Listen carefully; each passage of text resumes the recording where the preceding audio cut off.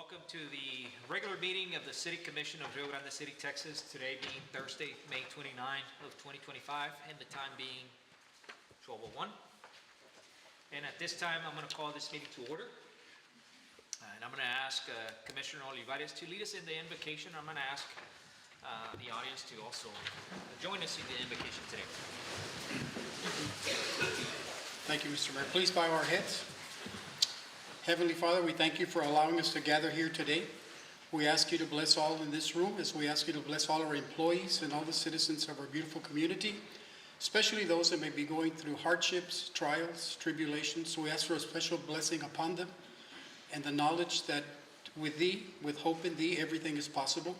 We also ask for a blessing upon this commission, that we continue to work together for the betterment of our city. And we ask you to give us a knowledge, guidance, and discernment to make decisions that positively impact our city. We ask these things in thy name. Amen. Amen. And before you take your seat, at this time I'm going to move and I'm going to ask you to join us in the Pledge of Allegiance. I pledge allegiance to the flag of the United States of America and to the republic for which it stands, one nation, under God, indivisible, with liberty and justice for all. Now to the Texas flag, please. Honor to the Texas flag. I pledge allegiance to thee, Texas, one state, under God, one and indivisible. Thank you so much, ladies and gentlemen.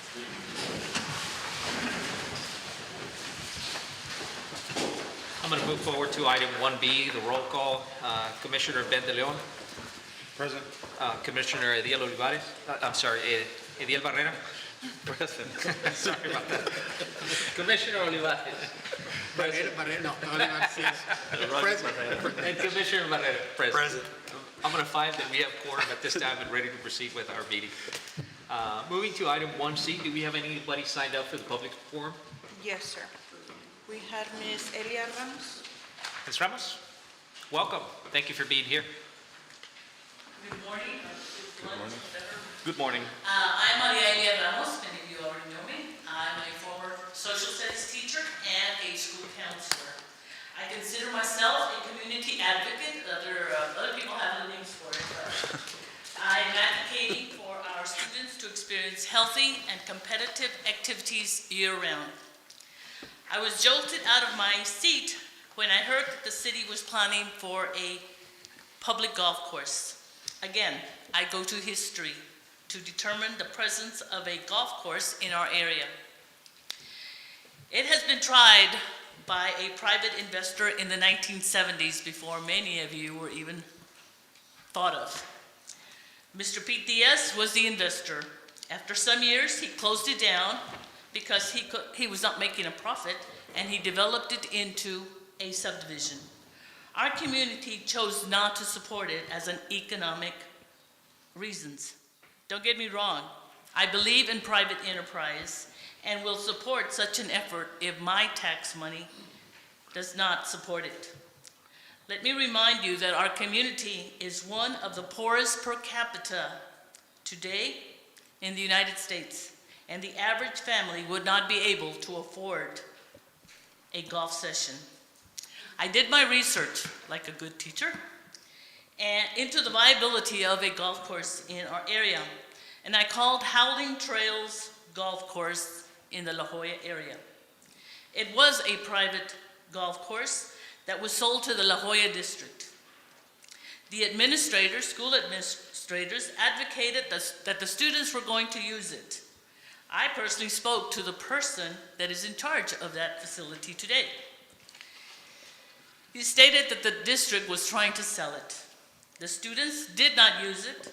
They had very few customers. He even gave me a good deal. If I want to go, $20 and the golf carts included. They cannot even afford to maintain the course. They lack water.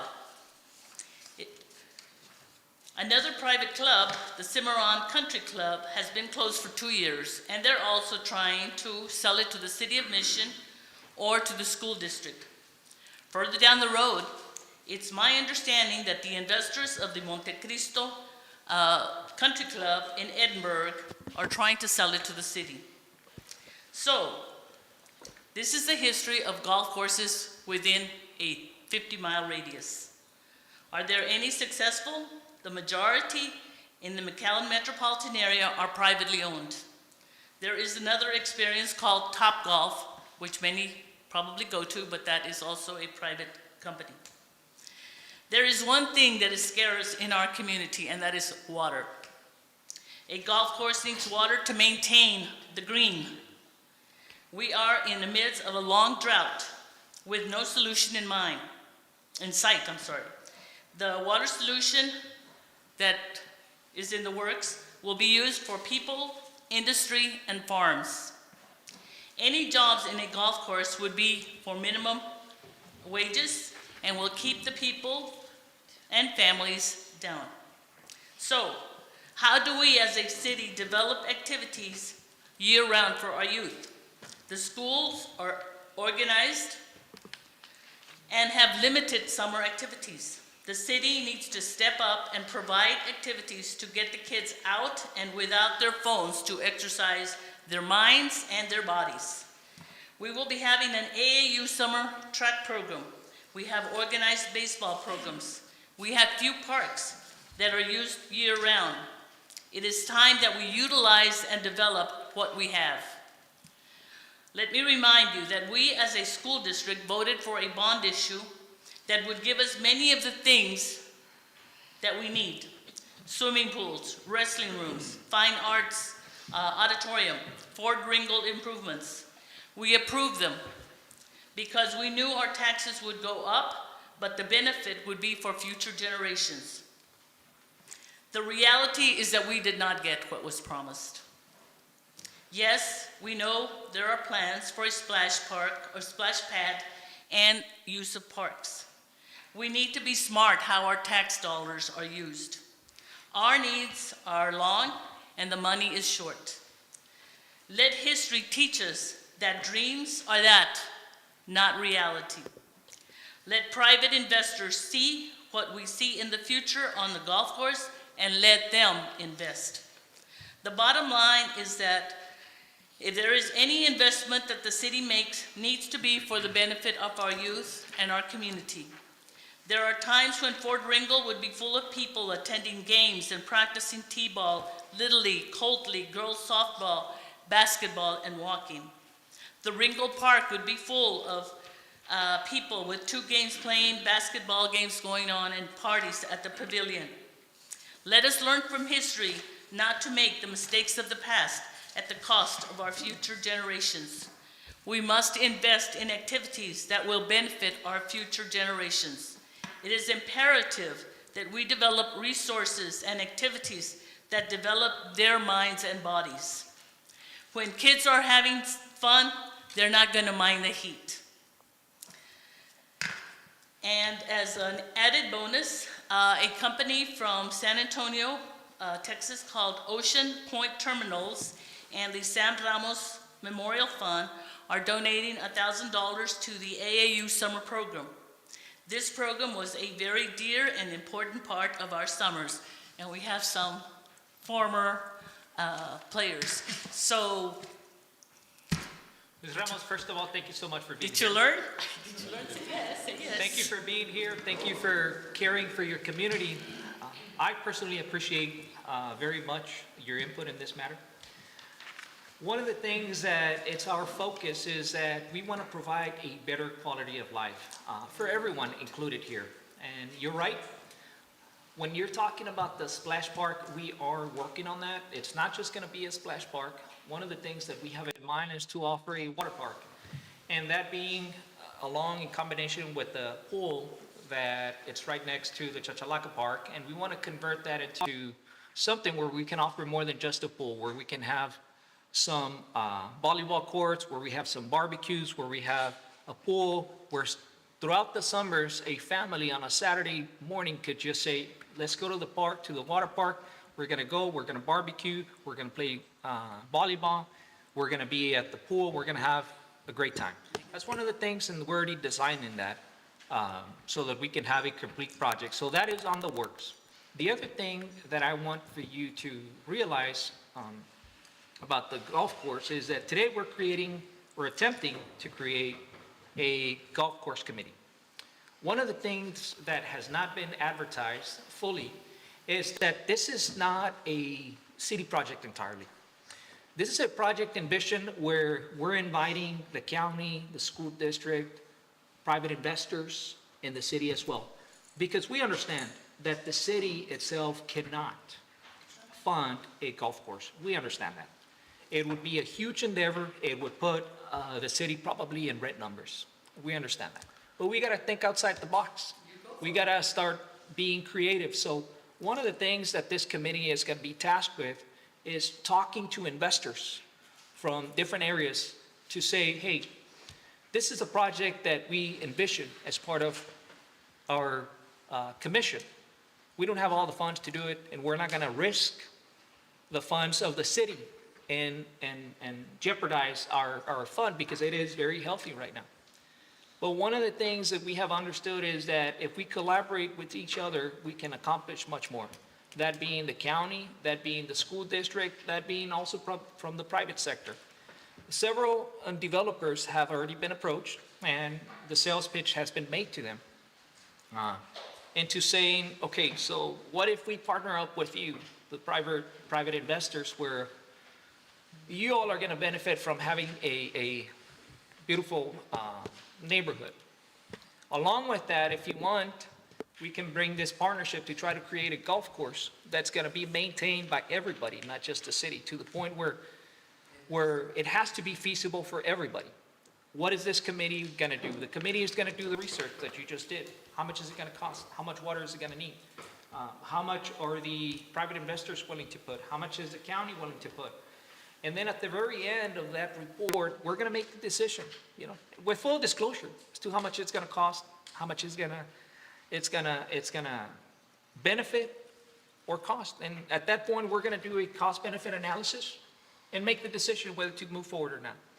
If it's going to be detrimental to the city as much as we like it, it's not going to happen. You can rest assured of that. I want to be here.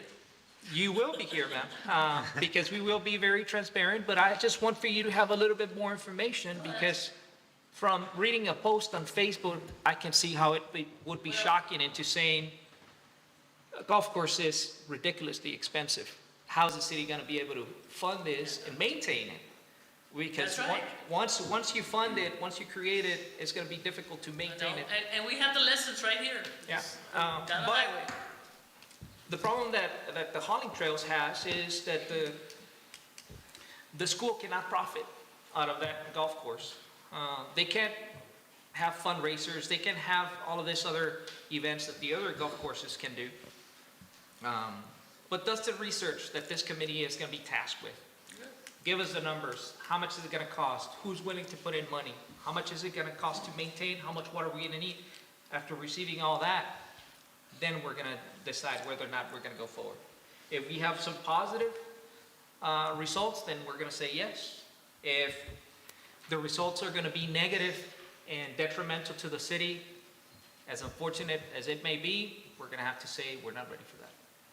But you can rest assured that we will protect your dollars. Well, it's always about the future generations. We have to think about them. Absolutely. Thank you so Thank much. Thank you so much. Thank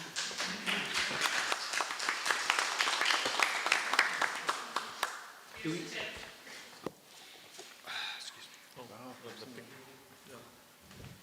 Ramos, Yes. can you come forward, please? Here, okay. Okay. Do we have anybody else sign up for the public forum? No, sir. Okay, very well. We go to item 1D, Proclamation National Historic Preservation Month. And at this time, we have a proclamation, National Preservation Month, whereas Preservation Month began as National Preservation Week in 1973, and whereas in 2005, the National Trust extended the celebration to the entire month of May and declared Preservation Month to provide an even greater opportunity to celebrate the diverse and unique heritage of our countries, cities, and states. And whereas the 2025 Preservation Month theme of People Saving Places is a national high five to everyone doing the great work of saving places in ways big and small and inspiring others to do the same. And whereas the city of Rio Grande City has a number of national registered landmarks and a national registered historic district and a locally designated historical district worth seeing, saving, and celebrating. And whereas historic preservation is an effective tool for managing growth and sustainable development, fostering local pride and maintaining community characters while enhancing livability. And whereas historic preservation is inherently economically, environmentally, and socially sustainable, fostering a culture of reuse and maximizing the life cycle of all resources through conservation.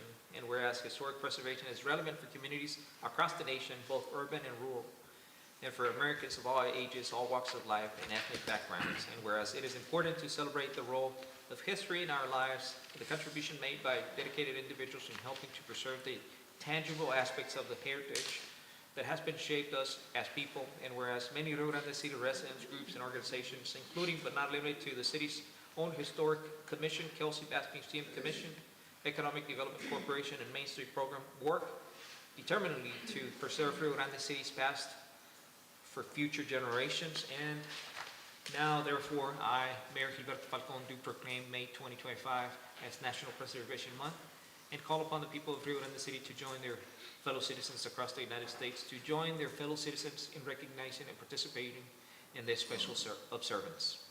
Signed today, May 29th, 2025.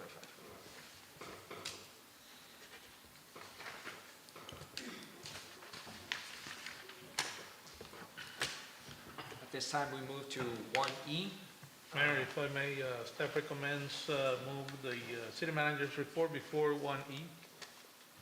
City manager's report before. Oh, absolutely, yes, yes, Item number 3. absolutely. We're going to go out of order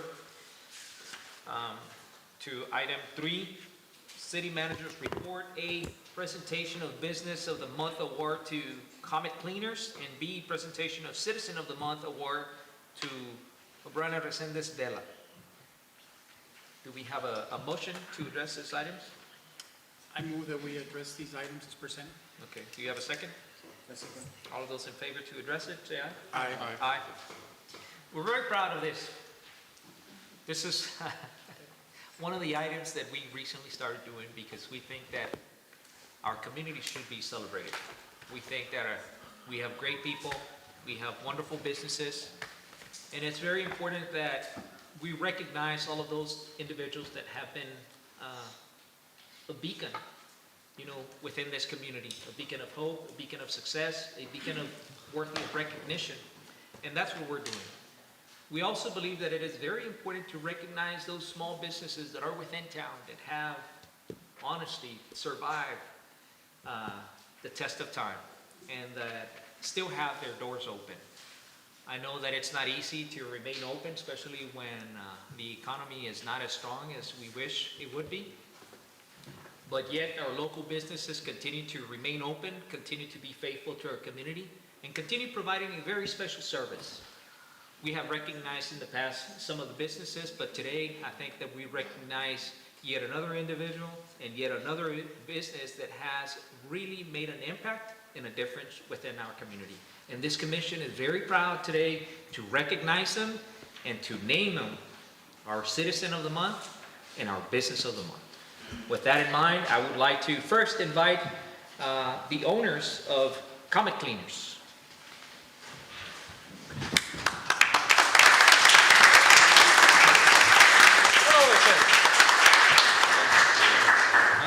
Oh, yes. We have a small statement that we have prepared. Okay? Yeah. So for all of those individuals that, which I doubt, that don't necessarily know who Comet Cleaners is. Comet Cleaners especially is located here in Rio Grande City, Texas. It's a Rio Grande City business. Comet Cleaners opened its doors in 1995. Owners Roel and wife Gloria Smith, both are retired educators, and decided to open the dry cleaning business after their son Mike and Mark suggested to their parents to stay busy after retirement. Both Roel and Gloria are lifelong residents of Rio Grande City and are Rio Grande City High School alumni class of 1962. Comet Cleaners has 2 stores in Rio Grande City. One is located on Flores Street, and the other one is on FM 3167 Hospital Road. They employ about 11 employees from both stores. And today, we're very proud to recognize them as our Business of the Month.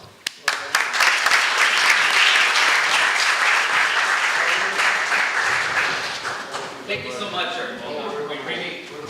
We really appreciate all your hard work, your dedication, and your faith in our community to make sure that your business remains. So this is a plaque that we're going to be presenting the whole commission. I'm wearing today. I'm sorry?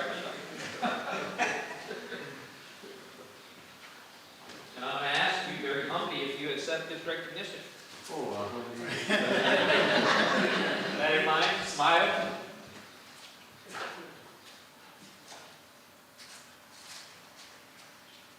Thank you so much. Thank you so much, sir. Once more, congratulations.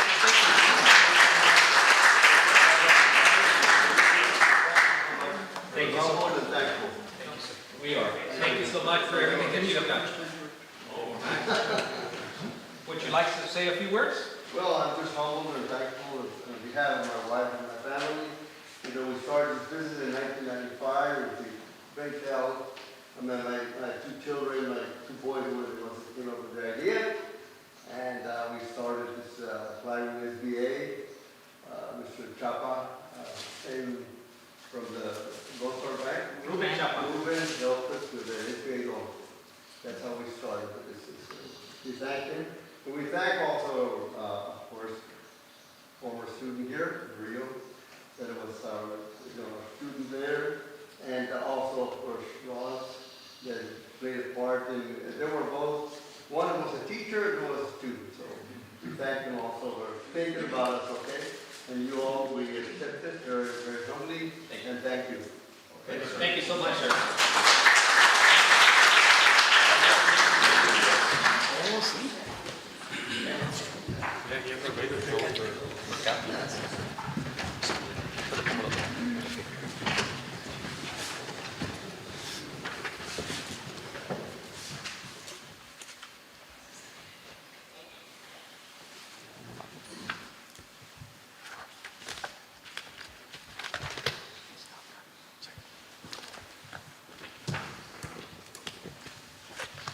Now for our citizen of the month, this would be Miss Vela, Abrana Resendez Vela.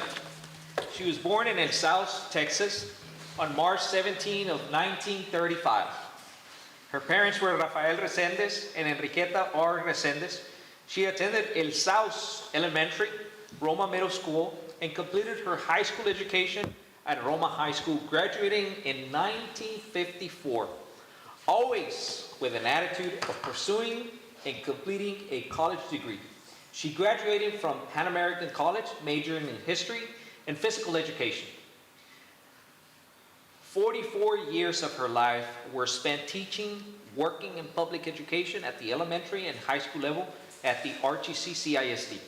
She has often stated that her fondest memories were centered around the students she met and taught during her incredible professional career.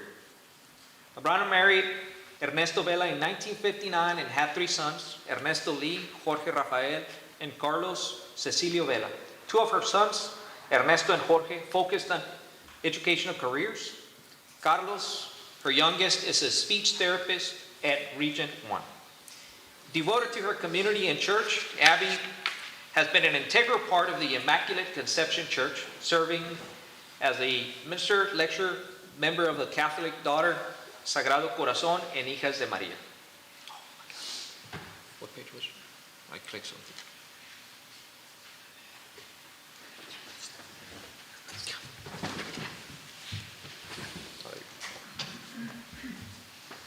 As an active member of Beta Sigma Phi sorority, she spent countless hours on projects at the youth fair as the chairman of arts and crafts. As member of the Florence J. Scott organization for over 40 years, she worked diligently on various projects, also serving as president. Another community organization close to her heart was the Garden Club, where she engaged in creating flower arrangements and excellence in competitive events. Sports activities were always crucial to Abby, being well known as an aggressive and spirited member of the quarterback club.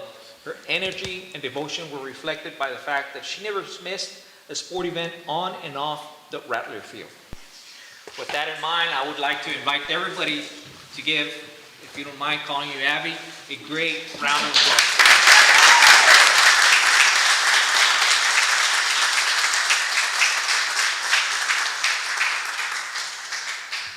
You know, some individuals like you, ma'am, truly make a big difference in our community, and it might be overlooked, and perhaps overlooked by you, but you can only imagine how many lives you made a difference by being a teacher for 44 years. I'm sure that there's countless of individuals that are very happy to have had you as a teacher, professor, counselor, guiding them throughout what's going to be their life as an adult, right?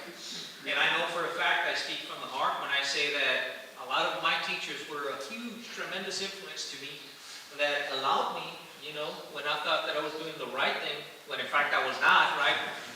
But it was through their counseling that you're able to, what they call, find your way, right? Into the righteous path. And I'm sure that there's countless of individuals that can say that and praise you for what you have done in the past. And with that in mind, we have a plaque for you. And we would like to offer you to recognize you as our citizen of the month. And we ask that you please accept this. Thank you. Thank you.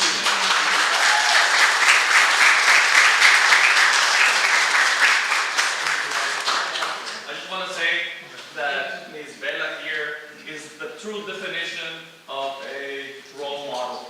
You honestly are, and thank you so much for everything you have done. And your biography forgot to mention that you are a real friend as well. And for that, we are more than happy to have you here. So yes, she is, look at her, she is the true definition of a role model in our community. You're amazing. Thank you.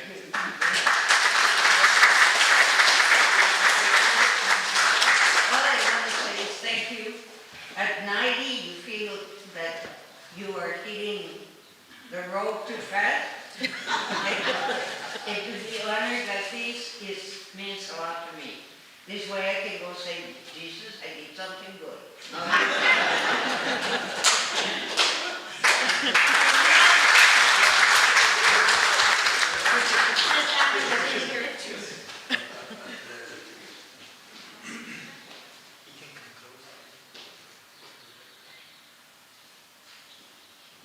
Thank you. Would you like to get closer? Valeria. Yes, please.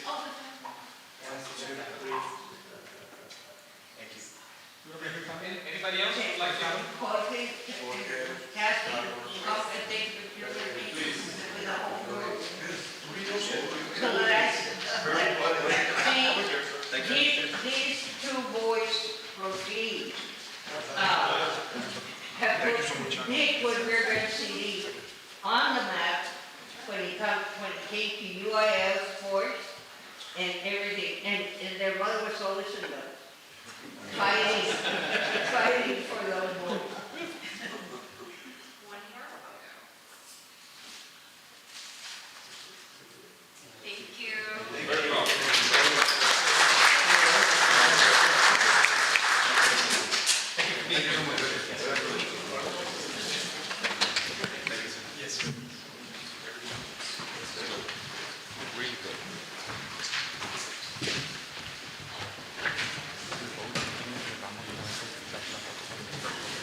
Oh, yeah. Oh, Ms. Ramos, would you like to take a picture now? I think it's appropriate with Yes, this is with the contribution. Yes. Yes, it's better. And we.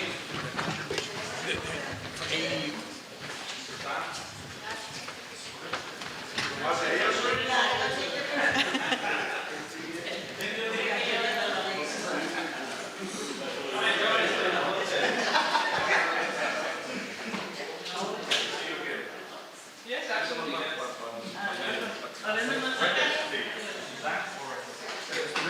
Yes.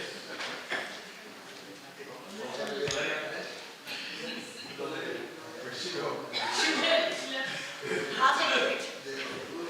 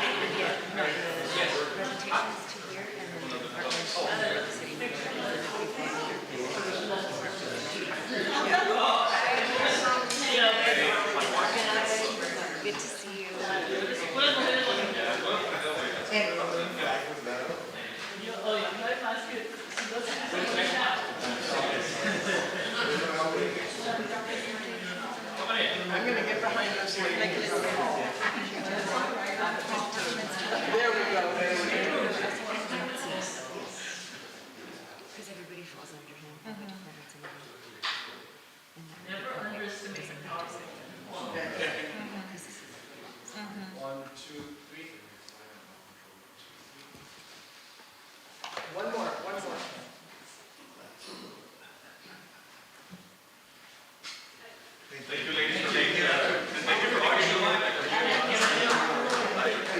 you for supporting your friend. Thank you.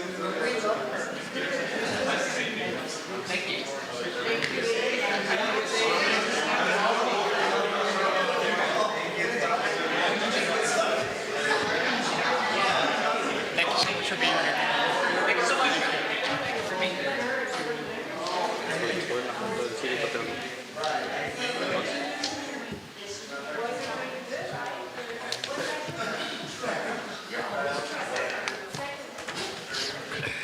See ya.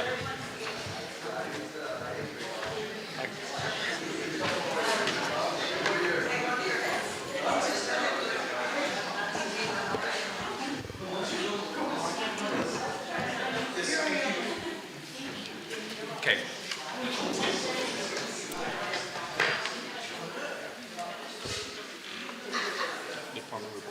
At this time, we're going to item number 2B, departmental reports. I'm sorry, 1D. 1E. 1E. 1E. Good afternoon, Mayor, Commission. Interim Chief Jose Solis for the Rio Grande City Police Department. For this past month, we had our CGIS audit, both dispatch and our in our office administration got it audited by CGIS. Both CGIS audits were completed, and we passed on both. We also did a presentation for the Texas AgriLife Extension yesterday. They requested us to provide a little presentation on protecting yourself and property, so we did a really good presentation for them. And also, I'm glad to announce that we got approval for the STEP program, which is Click It or Ticket and Operation Slowdown. It's a little bit around $10,000, but it's a 2-week grant of traffic enforcement. So the main areas that we will be focusing on is from Alvarez Road to 3167 Hospital Road, and from San Benito Street all the way to Arroyo de los Olmos. What we're trying to do with this grant is to lower the amount of accidents by showing more presence out there. So that grant should be starting up in the next week. And for this upcoming month, we're currently working on our budget for the following year. Chief, Yes, sir. please don't forget to remind the community that the academy is still going strong. And when are we going to have the new enrollment? The academy, right now, it's going on its second month. We still have 16 cadets, still going strong. We should be opening enrollment around November. So anybody interested, just follow us on Facebook.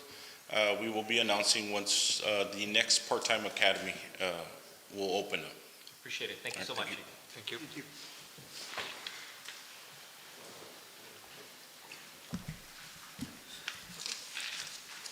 Thank you, Mr. Mayor, City Council. Good afternoon, sir.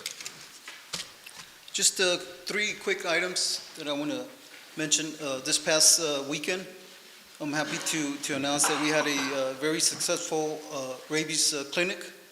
We had over 200 animals, mainly dogs, that were vaccinated. I would like to thank Dr. Rivera from YMR Veterinarian Services. And of course, I'd like to thank you, Mayor and City Council, for continued support on this event. Another positive step that I want to mention is that I'm happy to announce that we're going to go forward with the spade and neuter vouchers.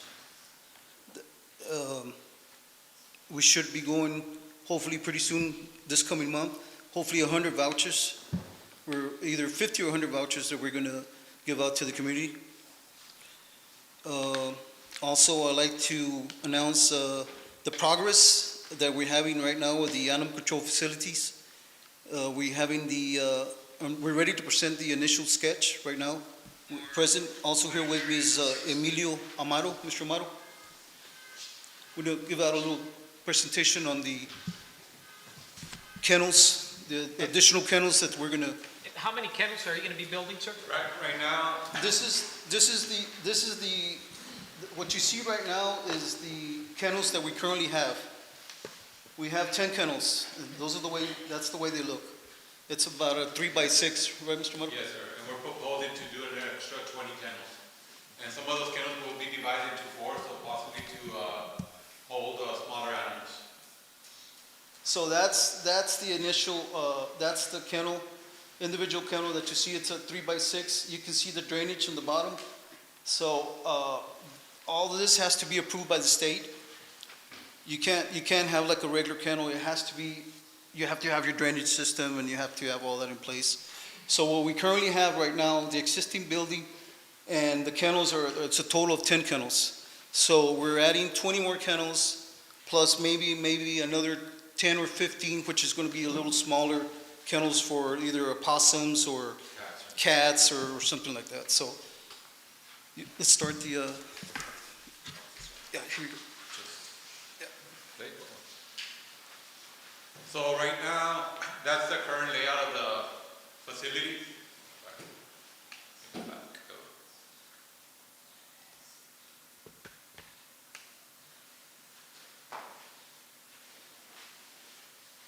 Okay, that's the current one. So you see there's only 10 kennels. If we go to the next slide, you'll be able to see what we're proposing. You can go back. You can go back through the other. Mr. Lopez, do you mind assisting him? Yeah, can you just go back? I'll put the clicker Yeah, there. he could do it. Okay, so there's the proposed kennels. I broke it down to square footage, so we're also making a couple of offices. There's 3 offices, which is not big, but it's only 544 square feet. The storage, we're adding them the storage because they need it, that's 270 square feet. But the most important one is the kennels, that's 739 square feet. We know that, like Mr. Gonzalez said, they do bring in a lot of animals and they're limited to the space. So we're adding 20 more, with possibly some of them being divided. If we go to the next slide, that's kind of how I'm proposing it. We're going to probably give it a new touch, make it look a lot presentable to the community. So can we go to the next slide? That's the front. This is the side of it. And you see the side on the left, that's what was going to get added to the existing building. Can we go to the next slide? That's the back. That's the addition. And the next slide. And that's the other side. That wall that you see, that opening, that's where the drainage comes out of all the animals. So I left it enough space for 2 people to go in there and do any washing or anything like that. Can we do the next slide, please? That's the top view. And then the final slide is just a small video, just so you guys can kind of have an idea of what it'll be looking like. And we are planning to put a fence around and a keypad for them to be able to enter with that door open. So that's the existing building. So he's kind of like dressed it up. Yeah, that's existing. We'll probably make it a little bit of stone just to make it look nice. Putting the city logos there and putting the city logo on that side. That way, when people drive down the main street, the first thing you're going to see is whose building that belongs to. Can you give us the location, Mr. Gonzalez, of this? That is on Eisenhower Street where the 14 acres are at. So if you see the logo, as you're passing by, you're going to be able to see the logo on from the street. So that is a preliminary. We still need to put the name and everything of the building, but it's just for you all to get an idea of the progress on The this. 20 additional kennels, it's, as far as size, I know that you said there was going to be some that were smaller, but like most of them are going to be the same size as the ones we It's have, the or same bigger, size. or the same size? Yeah, and it's going to be the same material, which is the bond. So maybe out of those 20 kennels, we'll get 1 kennel and divide it into maybe 10. 5 in it's 3x6, right? Is it 3x6? Yes. So in that particular kennel, we're going to divide it into 10 little kennels. Yeah. So that we can put the cat. We don't have any areas for cats or possums or raccoons or anything like that. So that's where we're at. That's the progress. Any questions? It's very encouraging. It's very encouraging. Yeah, thank you so much. I mean, great progress in our animal control. I'm very proud to be a part of this project because I know that the community has spoken that this is something that they wanted for it to be addressed, and I think that you gentlemen are doing a phenomenal job in addressing the issues that we have. I'm proud that we now have our animal control director specifically tasked with this kind of issues that have been raised by the community and that we're being proactive. So thank you so much for your hard work and efforts. Thank you, Mayor. Appreciate it. Thank you, Mr. Council. Gonzalez, on this one, Yes, sir. Mr. Milan, when are we be ready for the bidding process on this one? This one, For the which one, Where sir? you I'm have- sorry. For the bidding process, so we can start the additions and the construction. As soon as he completes it, I mean, we're gonna submit it to y'all, so Okay. we can get the approval. Thank you. In 2 weeks, I'll give you guys a complete set of plans for you guys to start sending it out to bid. Thank you. We appreciate it, sir. I know, can I ask, I know that in your report, it says that Officer Mayorga was attacked by a dog and taken to the hospital. Is he okay? He's okay, yes, Okay. yes. It was a minor bite, but we still take, necessary precautions and send him to the hospital, but he's okay. That's part of the, Yeah. that's part of it, sometimes you're gonna get bit by dogs. Yeah, just to make sure, Mr. Gonzalez, I know your employees, I know it's a very dangerous, they can get bit, like in that case, just make sure they're up to date with their tetanus shot. Yes, sir. And stuff like that, Yes, I sir. think that's what, Yes, so I sir. think that's what, to keep in record, to be up to date on their tetanus shot, because I know one of the things when you go to the hospital, they call poison control, and that's one of the main things you have to be current on, so. One thing I forgot to add is that I received a call from Dr. Maru, and he is going to hire more staff. He's going to hire an additional veterinarian, and he's in the process also starting the spay and neuter. Oh, So that's what we needed, yes. So we have Dr. Maru, and then we have Dr. Rivera, that she's going to come with those services too. It's going to be pretty good now. That's So, great news. yes. Mr. Gonzalez, thank you for your hard work, and every time you come up here, there's something new, and keep it up. Thank you all. Yes, sir. Thank you so much. Yes. Thank you. Chief, good afternoon. Good afternoon, Mayor and Commissioner. I'd like to start off with saying, the staff, we had a total of 87 calls, including 3 public education classes, 15 fire inspections, and 4 plan reviews.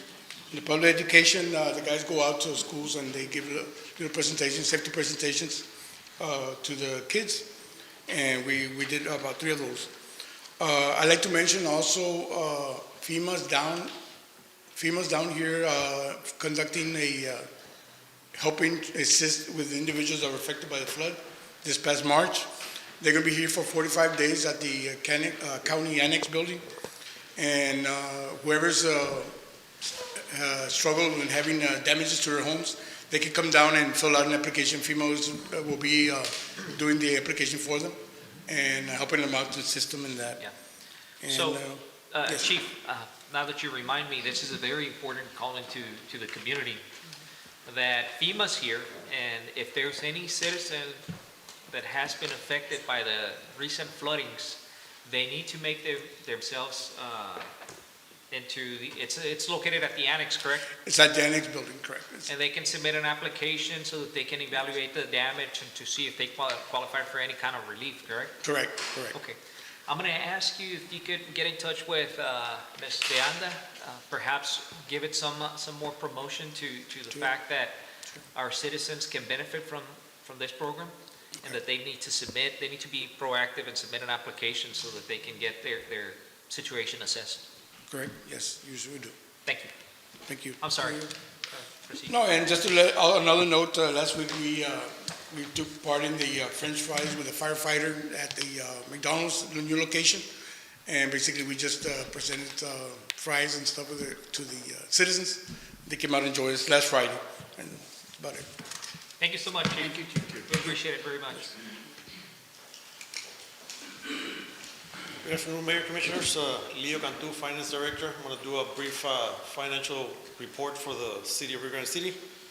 I'm going to start off with property taxes. We have collected 82% of our total levy for the year. We normally budget 85% of the total budget, of the total levy, so we're 3% away from meeting our goal. On sales taxes, I'm glad to say that we finally saw an increase in the monthly sales taxes. Since we had seen a decline in the last 2 months, so we finally saw an increase again. We saw the same increase across the valley and across the Texas states, so hopefully the economy is starting to get better. As far as revenue and expenditure reports, on revenues, we have collected 68% out of the total budget. We should be at 58%, so we're exceeding the total revenues budgeted. Out of that, license and permits are 61%, also exceeding the 58% projected balance. Charges for services, which are parks and recreations, they're at 81%. Their programs have been doing really good. Fines and forfeitures, unfortunately at 44%, but I'm glad to say that over the last 3 months, we've been seeing an increase.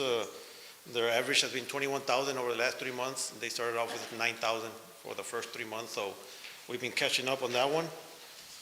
On the expenditure side, we're 5% over on the expenditure side for the total budget where we should be right now. Later on throughout the meeting, I'll be presenting a budget amendment that should take care of that. Hopefully it gets approved by the commission. On the PUD department, we've seen a $461,000 increase in revenues. We've seen a higher consumption, better readings with the new meters that we replaced. So How much more was that? 461,000 over the first 7 months. I know we just did the billing for May as well. I think that one saw a $35,000 increase as well compared to last year. So that'll take us close to 500,000 for the year. And that's about it.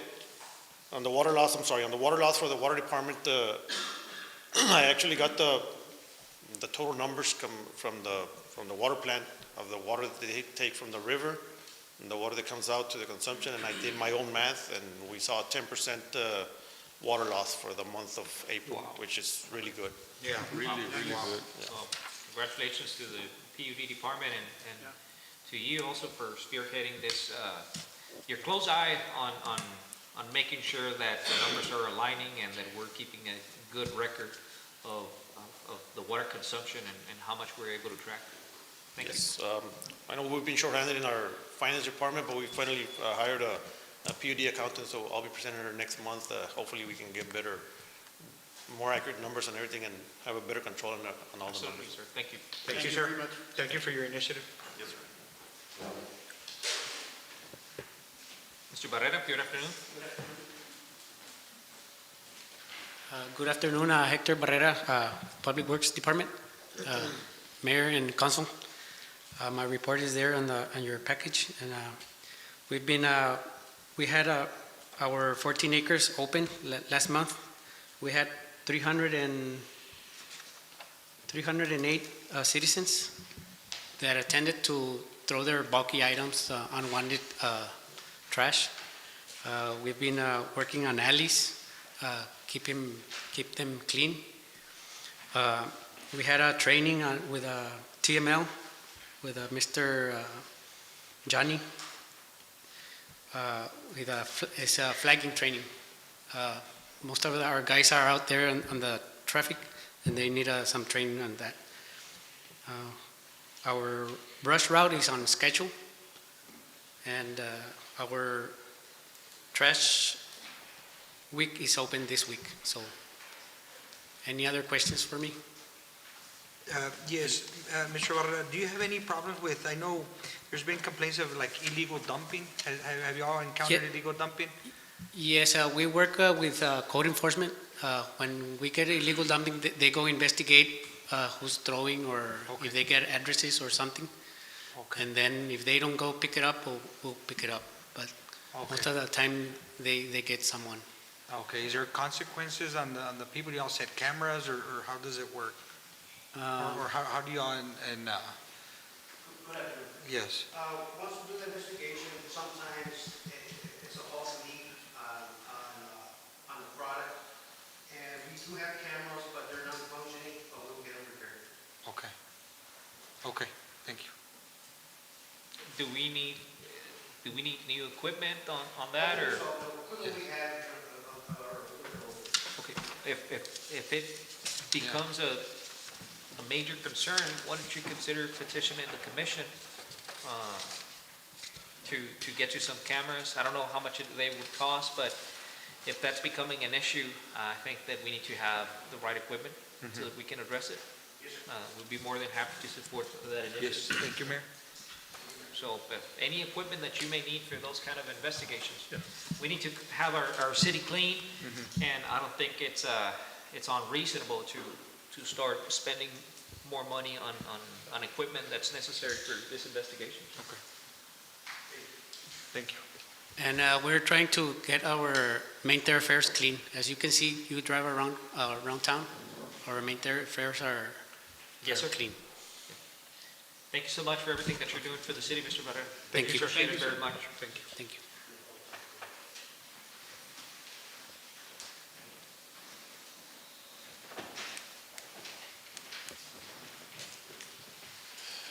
Good afternoon, Mayor, Commissioners. Tony Good afternoon, Cantu with Tony Cantu with the Planning and Code Enforcement Department. My monthly report for the month of April, I want to give you totals of the permits. We had 168 permits issued with a grand total of new square footage of 155,946, an evaluation a little bit over $2 million. The staff also did 10 plan reviews on residential. We also had a monthly log of 530 calls. Inspections were called in 145. And we had a total of 222 people walking into the office. We issued 9 certificate of occupancies for commercial development. The first one will be William Resposo, MD, PA, LLC, located at 216 West FM 3167, Unit 4. Visage Beauty Studio at 108 Washington, Suite B. Luxurious Vape and Smoke Shop, located at 805 San Benito. The McDonald's Building Final, located at 2577 West US 83. Gracias Tutoring Services, located at 408 East Main. Rising Star Rehab, 1439 East San Benito, Suite A. The SCC Auto Lab at 142 FM 3167. In addition, for Rodeo Dental at 4027 East US 83, Suite 102. And of course, Flower Baking of San Antonio, located at 3543 US 83. We had we did 9 health inspections and issued 9 911 addressing. Any questions? Thank you so much, sir. Thank you. Yeah, we appreciate it very much. Thank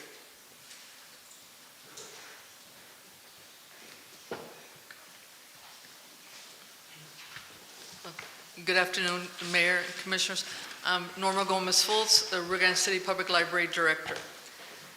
For the month of April, we had 2,049 visitors to our library. We've had very successful programs for children, teens, and adults, and we also just finished off in November our Dia del Niño, which we had over 800 in attendance, and we had great participation and community support. For the month of April, we also collected over $1,000 of fine, fees, and other services that we have at the library. We just received a summer grant for our summer programs of $10,000, so we're looking forward to that. That's going to help us out. This grant was for 5 eligible libraries. The way you're eligible is that if you are accredited, which we are, so we're getting ready for our summer reading programs. We have our list and our information on our website and all our social media. For our summer reading, we really we want the kids to check out their books, to keep track of them, and they will be earning prizes along the way. Our next big thing is our first RGC Comic-Con. We're really excited about that. We have authors, we have cosplay guests, we have vendors, we'll have tournaments for cosplay, costume contests for the adults and for the children. We'll have gaming contests. We're working with Project X Gaming. And there will be for One Piece, which starts Friday at 4, Smash Brothers at 4, Magic of the Gathering at 5, and Pokemon at 5. And first place will receive plaques, and we'll also have some medals. We have special guests coming. RGV Ghostbusters will be here. we'll have Pokey Fest, we'll have Cali Productions, we'll have a meet and greet with their boxers, Johnny El Rey Soto, Daniel Vasquez, and Carlos Alaniz. We've got, we encourage everybody to come, browse, and buy some of the unique items that will be for sale by our artists, by the local authors. We'll have anime merch and collectibles, some aguas frescas, baked goods, and some other one-of-a-kind items. So we look forward to this tomorrow, Friday, at the CDA Center, which is known as the KC Hall also, and it starts at 4 o'clock. Thank you. And it's going to be at the KC Yes, tomorrow, beginning 4 o'clock until what time? 4 to 7. The gaming portion might be there a little bit longer, so we'll hang out with them until we get the winners, but the plaques are ready. Very good. I'm excited. I know I'm going to be there for a while just to check it out. I've never been to one. Are you going in costume, Mayor? No. I'm going to put a sticker here that's going to say regular Joe, and it's just going to be regular Joe. I know Commissioner Olivares already told me what he's going to go dressed up as, so looking forward to that. Yeah, as a city commissioner. So, yeah, so Thank you. We'll be happy to be there. Thank you.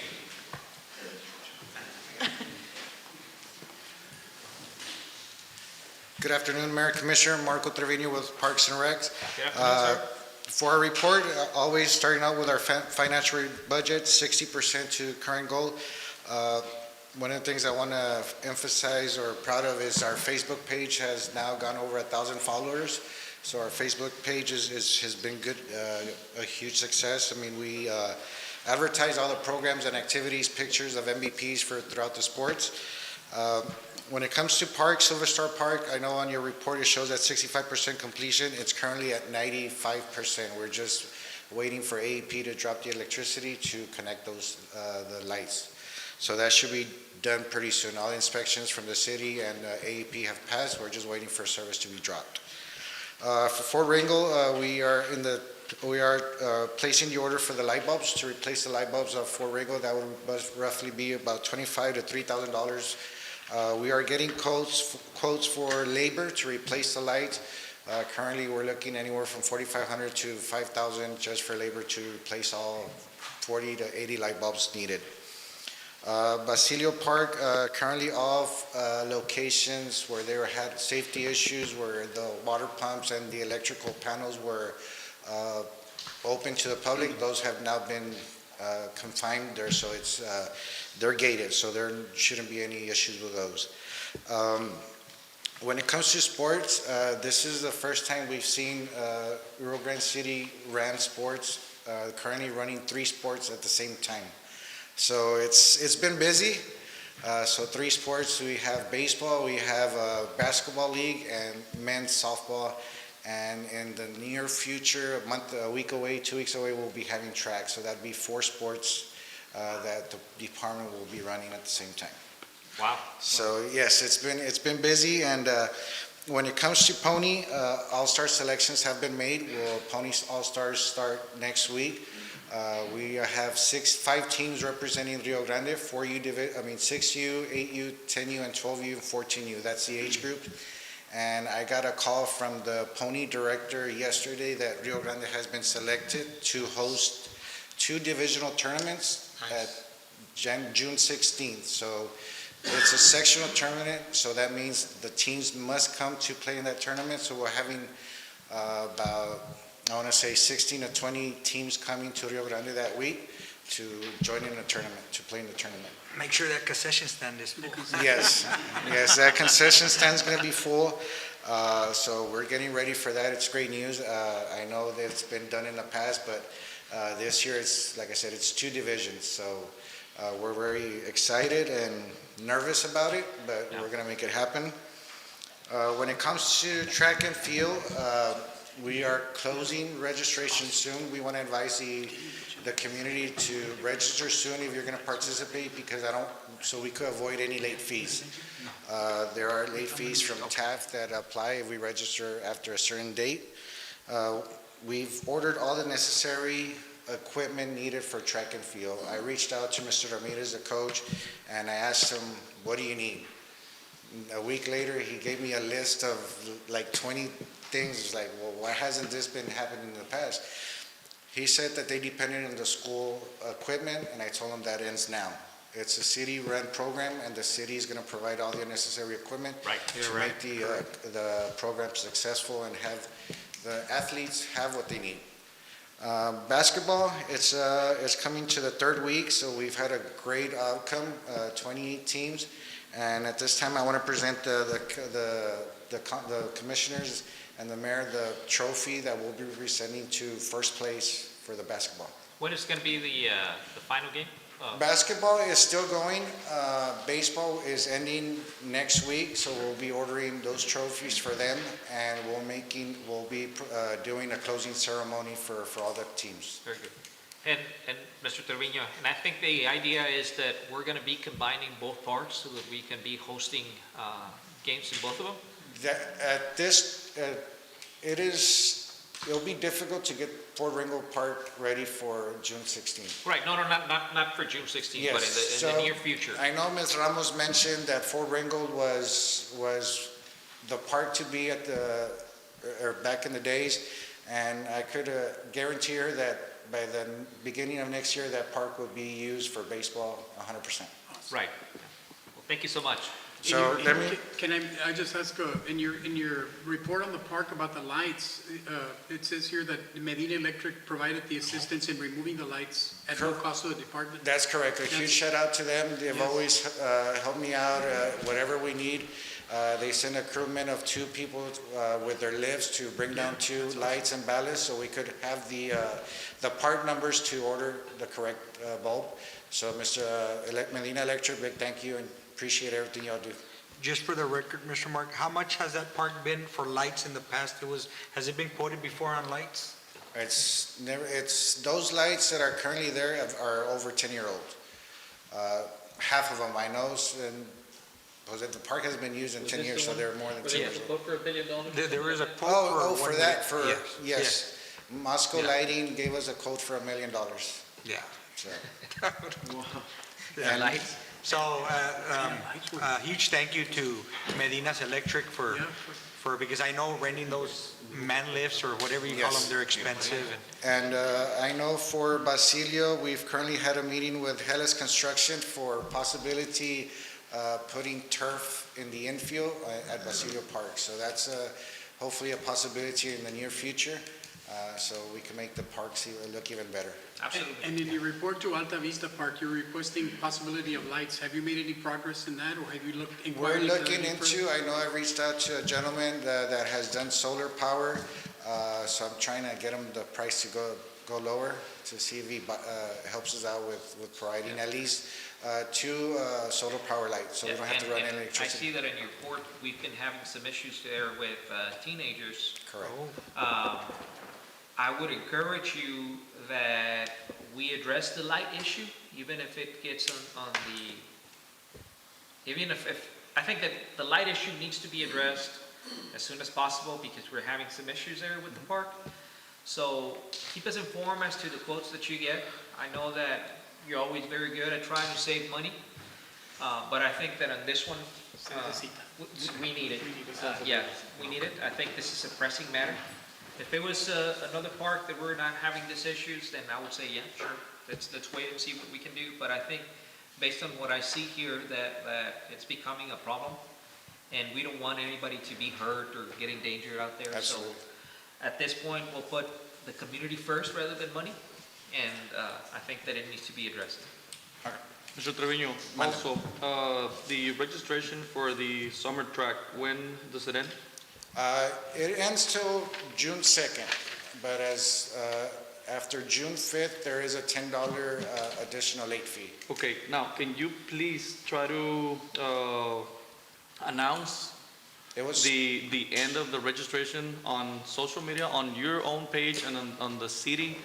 I just don't want any parents to pay any late fees. And remember, they just got out of school last week, some parents are still working, so they might have trouble registering their kids. So if you make the announcement, hey, just so you know, this is the last week, so there will be no extra fees because we don't want to assess those fees. Absolutely. If you can please help me with that, please. It was posted yesterday along with, to avoid registration fees and to have the uniforms in time for the track meets. Okay. So it has been posted as of yesterday. Okay. Thank you, sir. And I just wanted to present the commission. Absolutely. This is the trophy that the first place divisions will be receiving. Oh, wow. So. Very nice. So yes, so this is the trophy, and I want to, so you guys, so y'all could have it at the city office. Very nice. Very nice. Do I leave it over here, take it over there? Yeah, bring it, please. Dribble it over here. Mr. Trevino, those 20 teams that are coming, where are they from? They're all over the valley. All over the valley. So we're gonna be hosting now. This is going to be a very nice trophy. You guys want to take a picture? Sure, sure. We can save it, or? But it is cute. Yeah.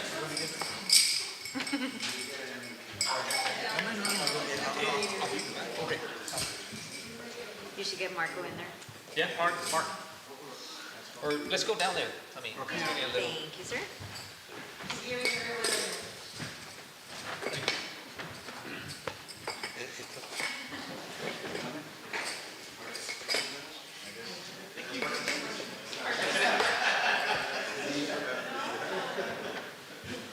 True that the commission will have their own team.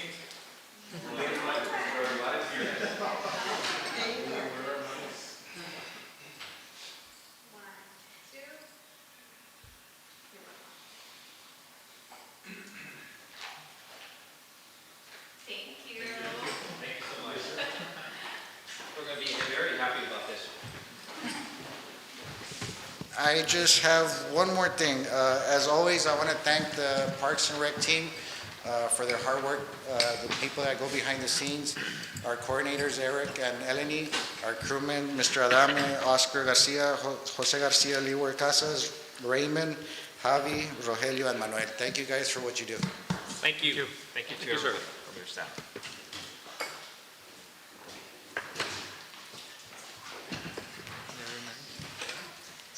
Good afternoon, Mr. Mayor, fellow commissioners, fellow directors.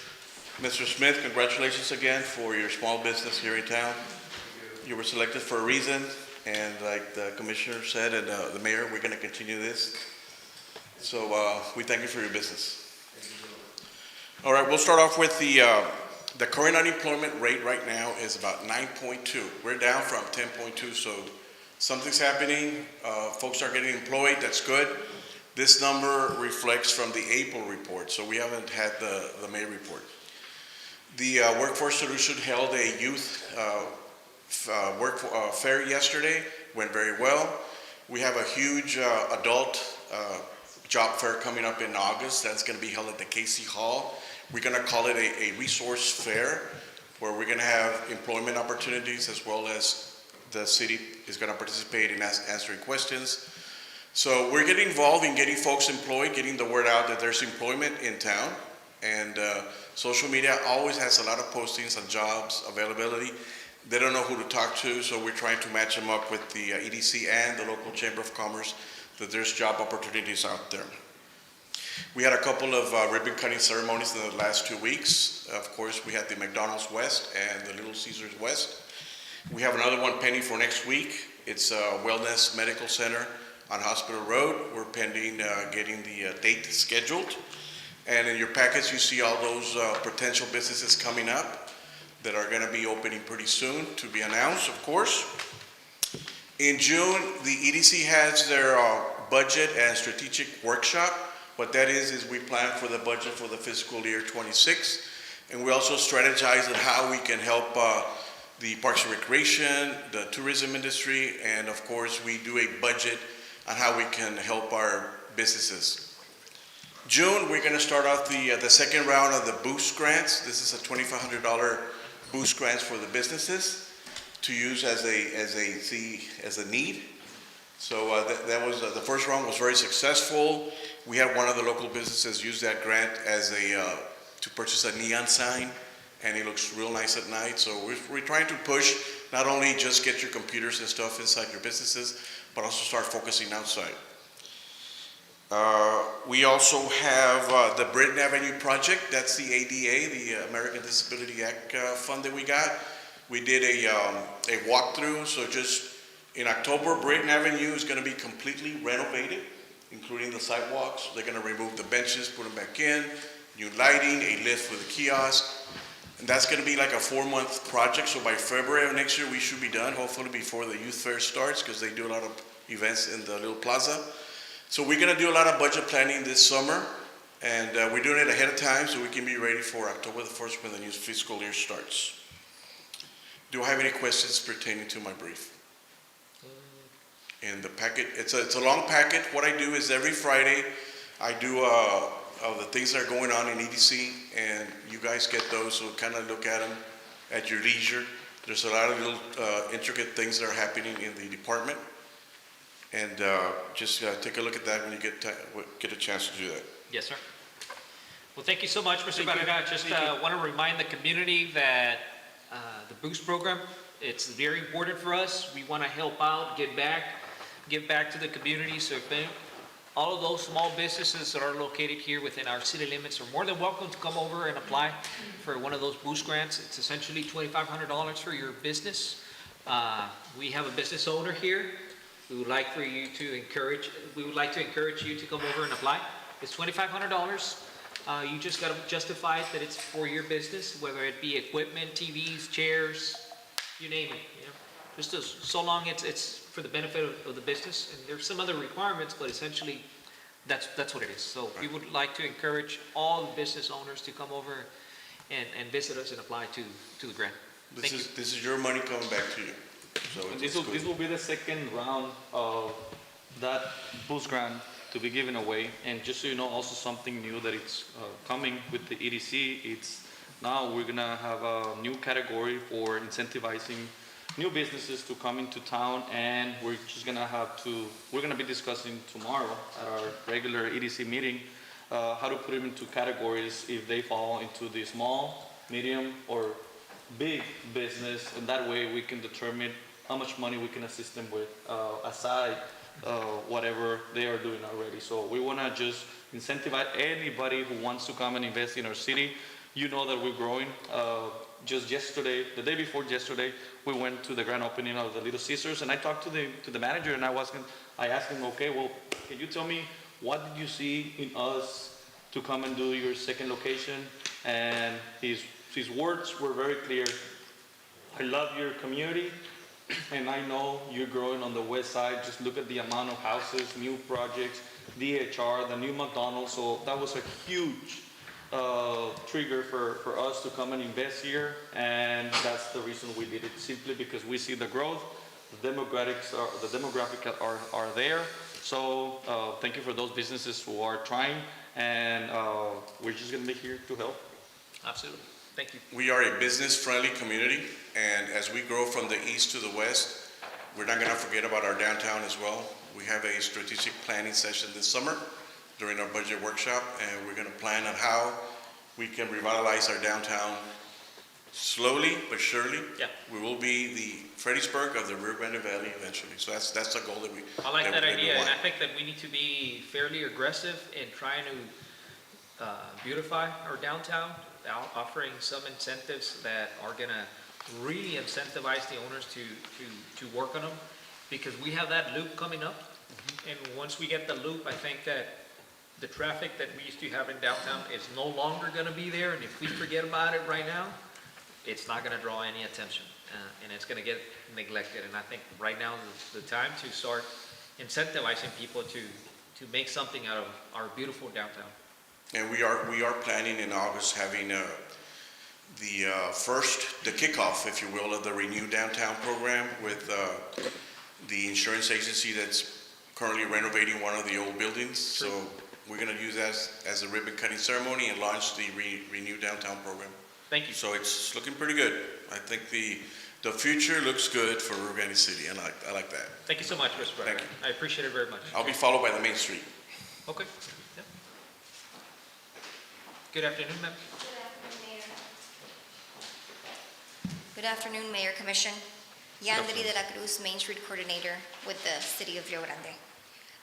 Over the past month, the Main Street program has hosted and planned several events. On May 13, we successfully hosted the annual Historic Preservation Dinner. This event continues to serve as a meaningful gathering to honor our community's heritage and recognize preservation efforts. We also held the Fallen Hero ceremony this past week. At this time, the Main Street Advisory Board currently has 2 vacancies that need to be filled in order to maintain a full board of 7 members. And lastly, I am proud to share that our Main Street program has been officially accredited for the 9th consecutive year. Congratulations. Thank you so much, ma'am. Very proud of that. Any questions? No questions. That's Thank you what so we much have for the Main Street program. Thank you so much, ma'am. Thank you for everything that you do.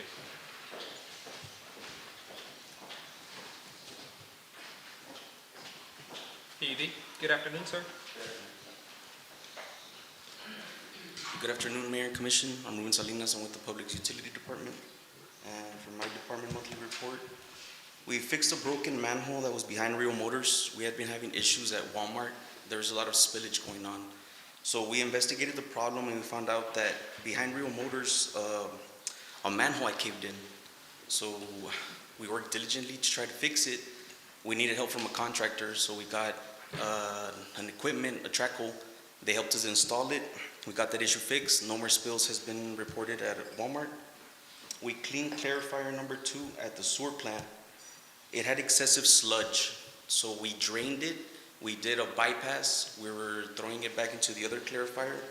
We got that done, and we ordered a chemical because we had been having a foam issue at the sewer plant. True. Yeah, and with that chemical, we actually reduced it by 80%. We don't have any foam at the sewer plant right now. We installed a turbidimeter at the water plant.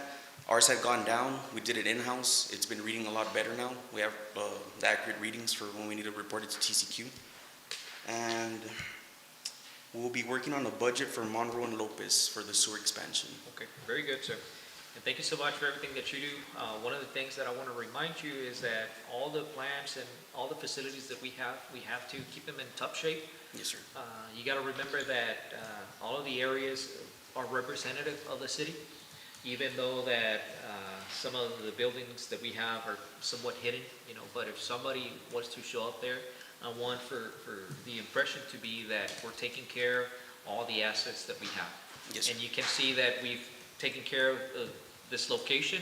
Now we have more space. We're taking care of our building. And that's the same thing that I ask from every director, that if you see that your building, your equipment needs to be addressed or needs attention in any way, please let us know, because we are a representative of the entire community and we need to reflect it. We need to recognize that the sanctity of everything that the city represents, and having our equipment clean, having our equipment presentable for the community is very important to this commission. And I'm bringing it to your attention because I know that you're being proactive on that. Not saying that you're not. I'm saying also the contrary, because I know that you've been very proactive and maintaining what was there, and I'm very proud of that. But I just want to keep reminding you that it's very important that you tell your crew that they need to take care of the equipment, they need to take care of the locations, they need to make it presentable. If something needs a touch of paint, please take care of it. If something needs to be cleaned, please do so. If there's some weeds growing around the facilities, please make sure that they've been taken care of. Yes, Presentability is very important for us. Mr. Rubin, I know you mentioned something about you need help by a contractor. What was that? Yes, so we didn't have the proper equipment to pick the manhole. It was 12 feet in height.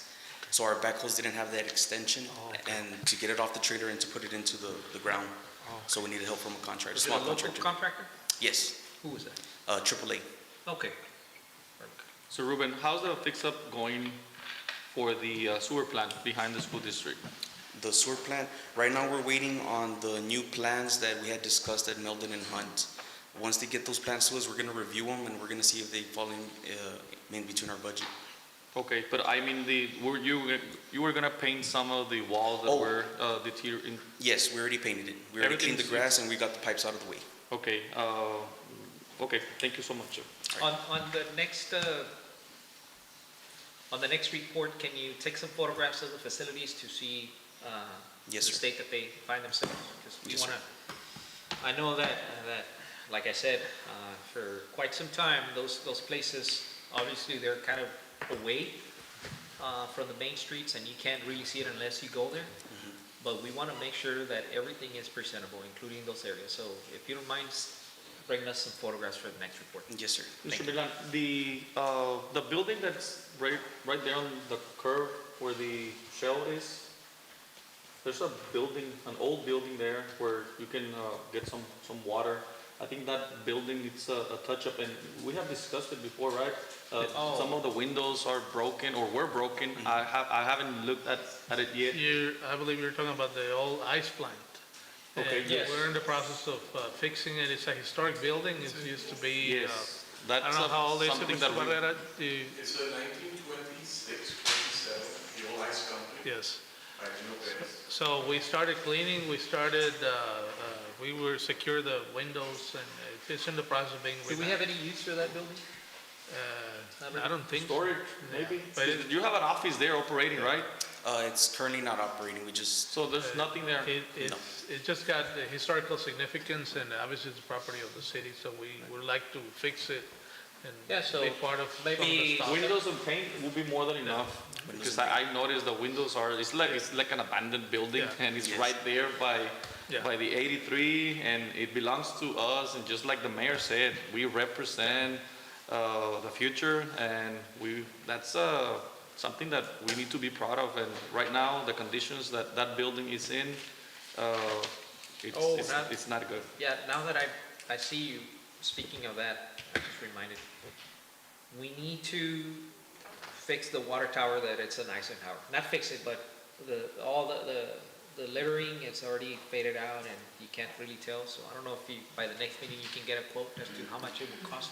Yes. To get some new lettering on that tower. Yes, sir. Thank you. Thank you. Yeah, it's bad. Okay. That one? No. That's the one? Yeah. Good afternoon. Valerie B. Garza, Personnel Director for the city. Good afternoon, ma'am. Before you, you have my report. I just want to highlight just a few things on the report. Commission had requested a count of how many city employees had graduating seniors this year. We only have one. I'm sorry? One. One? Yes.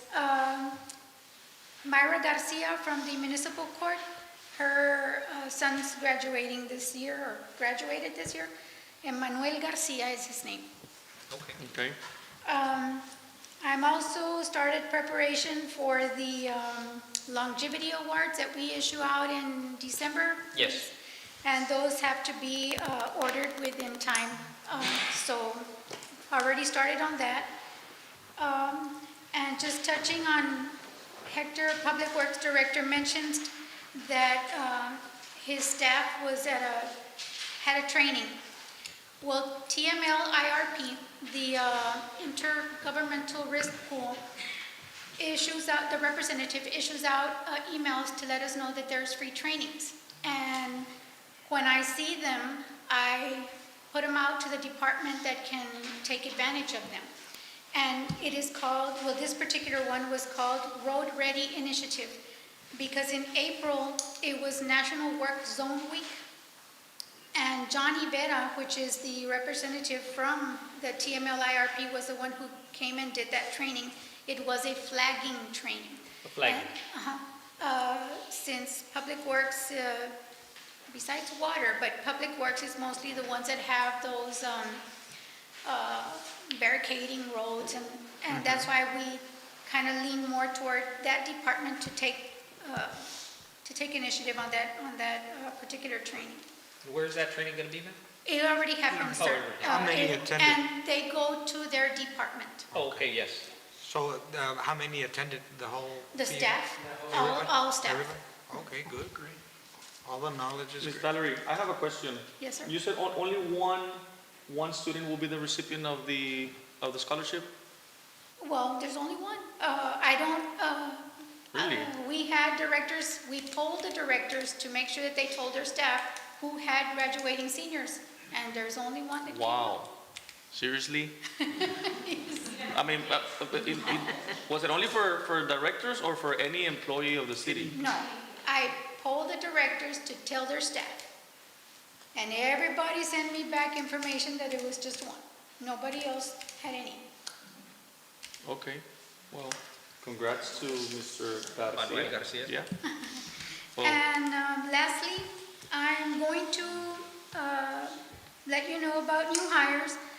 I am going to quote Marco in the department that they've been very busy. So just wanted to let you know that Eleni Garza, his coordinator, was initially hired as a part-time. Well, because they've been very busy with all their activities, she has become a full-time employee. okay. And we have Public Works crewman. Hector is here as well to introduce the new hire. His name is Edgar I. Gasca Jr. He is here as well. He is a new Well, crewman. welcome, sir. Thank you for being here. Thank you for being part of our city, Mr. Garcia. And I was wondering who you were. But now I know, right? Thank you so much for being here. Welcome to the team. Bodyguard. Yeah. Bodyguard there. But thank you so much, sir. Welcome. You're welcome. Welcome to the city.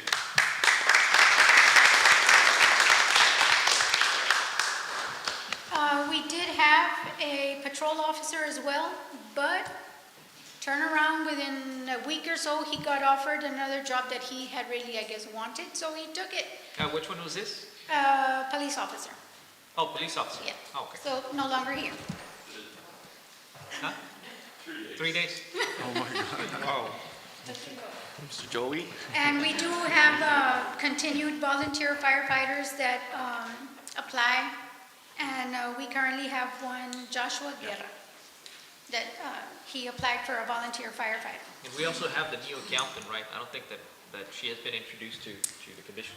No, I was waiting for next month. Oh, okay. Because remember, we're, yes. So, True. any questions? No questions, ma'am. No. Thank you. Thank you. Thank you so much, ma'am.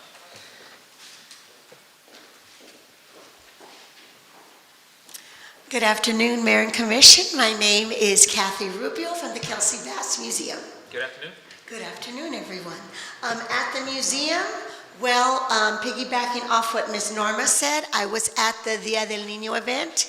I made, with Letty's help, 10 gallons of aguas frescas, and within an hour and a half, I was out. And that's because there were other people giving out drinks and stuff, but we make a very good lemonade, ¿verdad, Letty? Okay. Immediately the week after, I was co-MC of the State of the City, in case some of you didn't remember. Yes, I was there. I've continued fundraising efforts for the Miss RGC Freedom Fest pageant, which will be coming up next week, and of course helping out with fundraising efforts for our Freedom Fest extravaganza that will be going on at the end of June. And with the help of Mr. Hector's incredible Public Works Department, we have revamped in the front of the museum. We had some power washing done, we had some painting done, and we had the General Sanchez exhibit revamped. And all of that was because the museum was hosting the reception after the Fallen Heroes event. So thank you, Hector, and you guys for a great job, and the museum looked great. I've consulted with Isla's nursery to get some landscaping done at the courtyard of the museum. I am awaiting a quote from them. As I mentioned, the Fallen Heroes ceremony, I recently, like a week before, 2 families brought in photos of two of the 63 members that are mentioned every year at the Fallen Heroes ceremony. I got a photo from Fidel Ayala and from Herschel Marvin Riggs, and those photos are in the Veterans exhibit there at the museum. I've gotten some new acquisitions, a historical document that I'm going to be displaying soon, and some Native American tools that I'm still working on verifying and validating where they're from. And I do have one other thing that I have to mention. I am going to help present the Employee of the Month Award. I'm presenting it to a lady that has, since she has been on board, has been not just an employee, but she has become a friend, a true friend of mine. Whatever I need, whatever help, she is always there, whether she's getting paid or not. She has helped me out with receptions in the evening. She has had her daughters come and help me out. I mean, she doesn't complain. She looks for things to do. I run out of stuff for her to do. And she doesn't just work with the museum. She also works at the library, and she goes and cleans the public works offices. And to get her here, I had to do a lot of lying, and I hope she will forgive me. Pero Leti, este mes tú eres la empleada del mes. So Leticia de la Cruz. Sí, eché muchas mentiras, Leti. Vente. I had no idea what to say, so I lied out the wazoo to get Leti to be here. So here she is.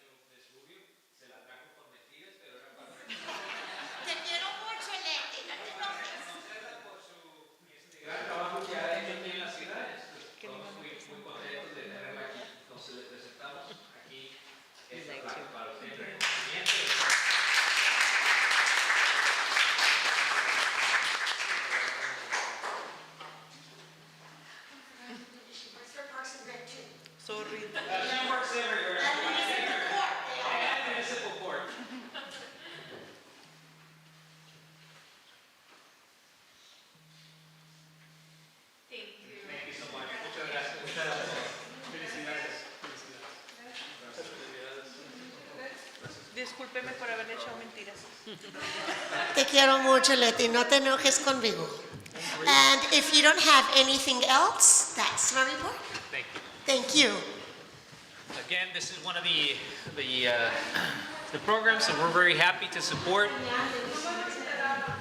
We're very happy to support this kind of programs where we highlight individuals worth of highlighting, whether it be community members, businesses, people within our city.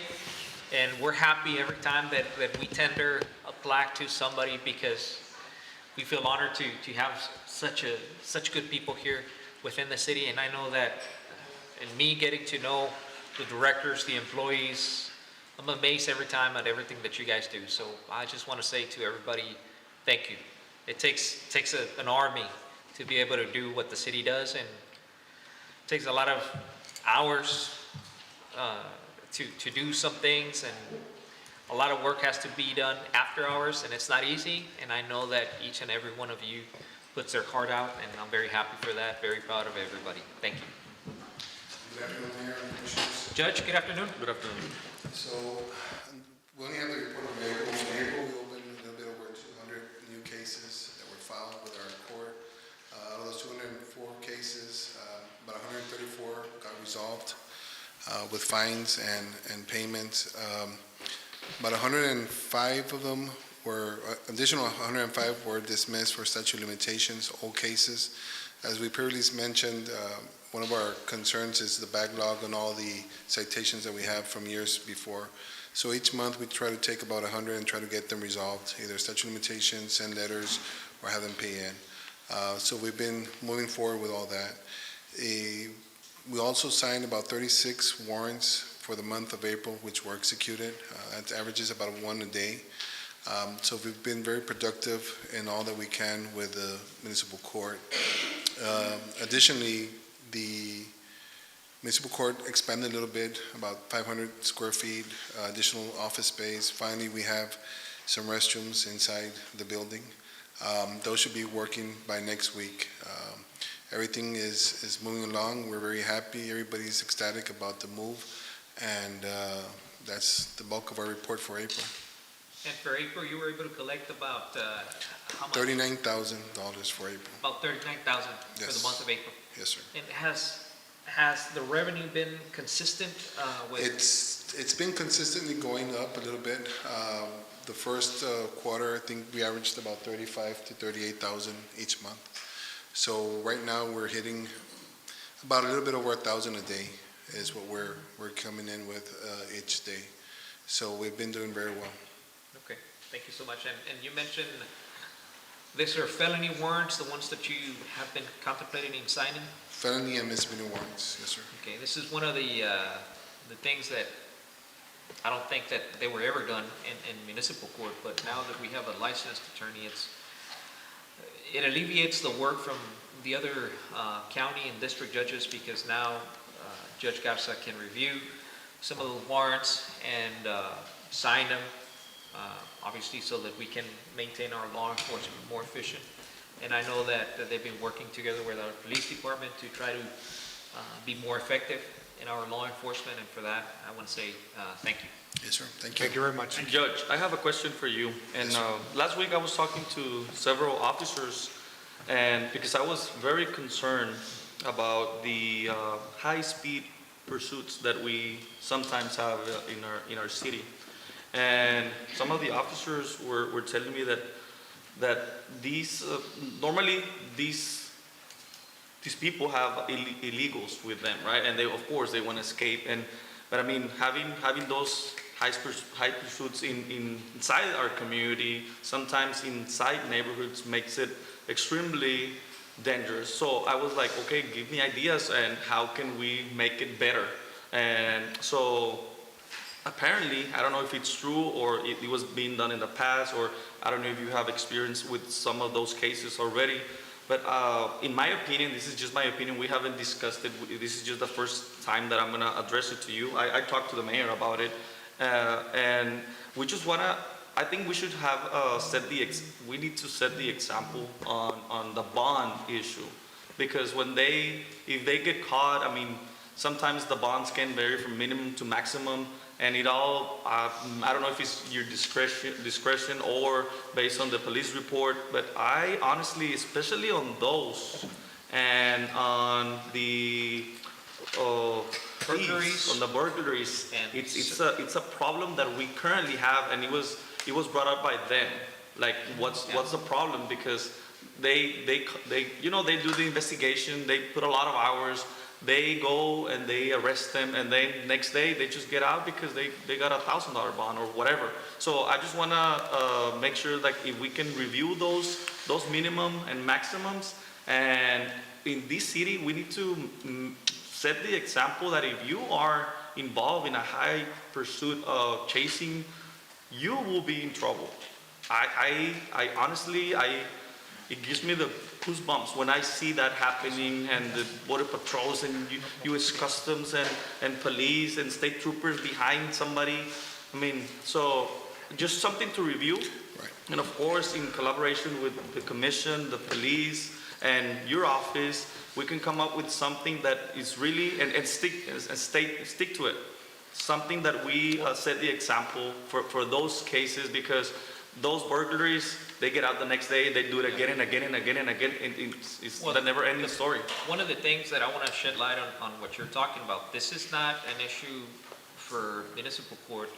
This is an issue countywide, because what happens invariably is that our officers might detain somebody, and there might be a JP, any random JP that may show up there and post a bond. So I know that at some point, they had some certain guidelines, and I think it had been Mr. Escobar, the one that had proposed some guidelines.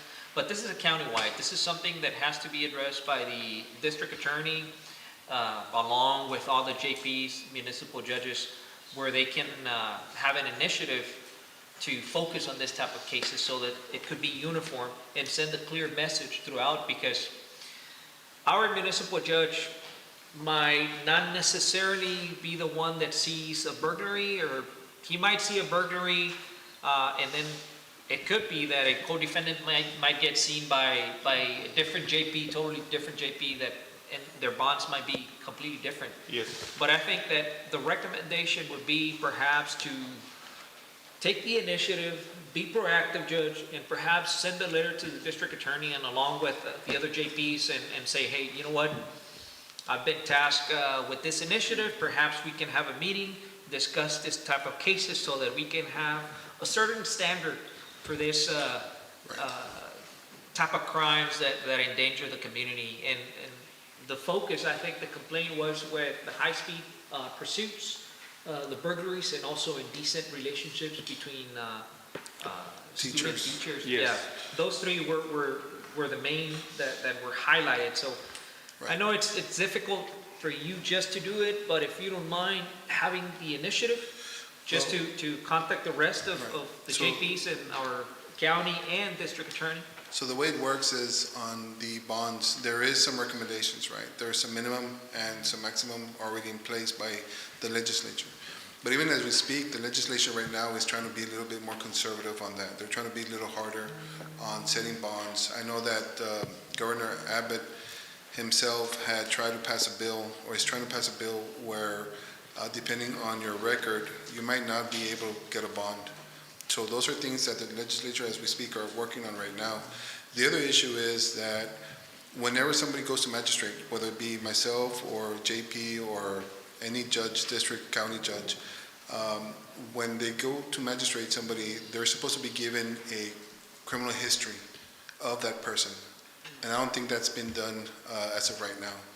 And what that does... Who's supposed to tender this, Judge? I'm sorry? Who's supposed to tender you? Well, whenever you get to the county jail, the county jail should give you a copy of the criminal history of that individual. That way you can gauge whether or not this individual should be left out on bond or the amount of bond. But I have spoken to County Court Law Judge Rodriguez. He's on the same page. I think him and I are going to try to speak to Concha Ramirez and Judge Jose Luis Garza and Valde Garza to try to do a uniform because it has gone out of hand. As of right now, the municipal court has not received any of those high-speed chases, but believe me, we will be setting high bonds on those. Yes, sir. And thank you, Mayor, for explaining. And I thought something like that was going to happen, but at least us as a municipality, we can set the example, we can start, and we can make the initiative by starting and see where we can end. Now, also something that it was very curious, and it's true, these human smugglers, they know that the bonds are way lower in Stark County than Hidalgo County or other counties over there. So that's why they come and do it over here. Oh, makes sense. Yes, so they know. Yeah. Well, this is something like I was telling you that the judge can be proactive, talk to our chief, and then start having meetings with the other JPs and the district judges and district attorney, county attorney. But it's kind of like an initiative that we need to take so that we can all be on the same page. Yes. But something to consider, Judge. All right. Thank you, guys. Thank you, appreciate it. And thank you so much for all those collections. Yeah. Good afternoon, Mayor and Commission. I would like to reintroduce myself. My name is Valeria de Anda. I am the Public Relations Specialist for the City of Rio Grande City, for those of us who I have yet to meet your acquaintance. So I'll be doing the Public Relations report for my department. And I'd like to give a rundown and a recap of some of the events attended, some of the projects undertaken. So first of all, I would like to start off with our State of the City. I'm very thankful for all the departments who contributed, our mayor and commission who helped out, our city manager, assistant city manager. It was a wonderful event. It was a great recap of this last year, and we're very thankful for everyone who contributed to putting that event together. Also, I'd like to mention that we're still working on distributions for our sponsorship packets for Freedom Fest. We attended the National Night of Prayer. Also, there is a new podcast episode out for the lunch break, so please follow us, like and subscribe on Spotify. This new episode was tailored at advertising and promoting our Comic-Con, so we worked together with one of our library coordinators to make that happen. We attended the Historic Preservation Dinner this month, attended the RGB Hispanic Chamber of Commerce Noche de Gala, where we were very honored to accompany and support David Reina, one of our EDC board members, in the Large Business Award. I believe that's what was presented, if I'm not mistaken. So we also did the video recording to promote the rabies clinic for the Animal Control Department. The McDonald's grand opening was a great success. We also attended Coffee with the Cop and French Fries with the Firefighter. We also partnered up with the fire department again to promote hurricane preparedness. So we would like our community to come into this hurricane season prepared with the knowledge and understanding of what they should have on hand and be ready.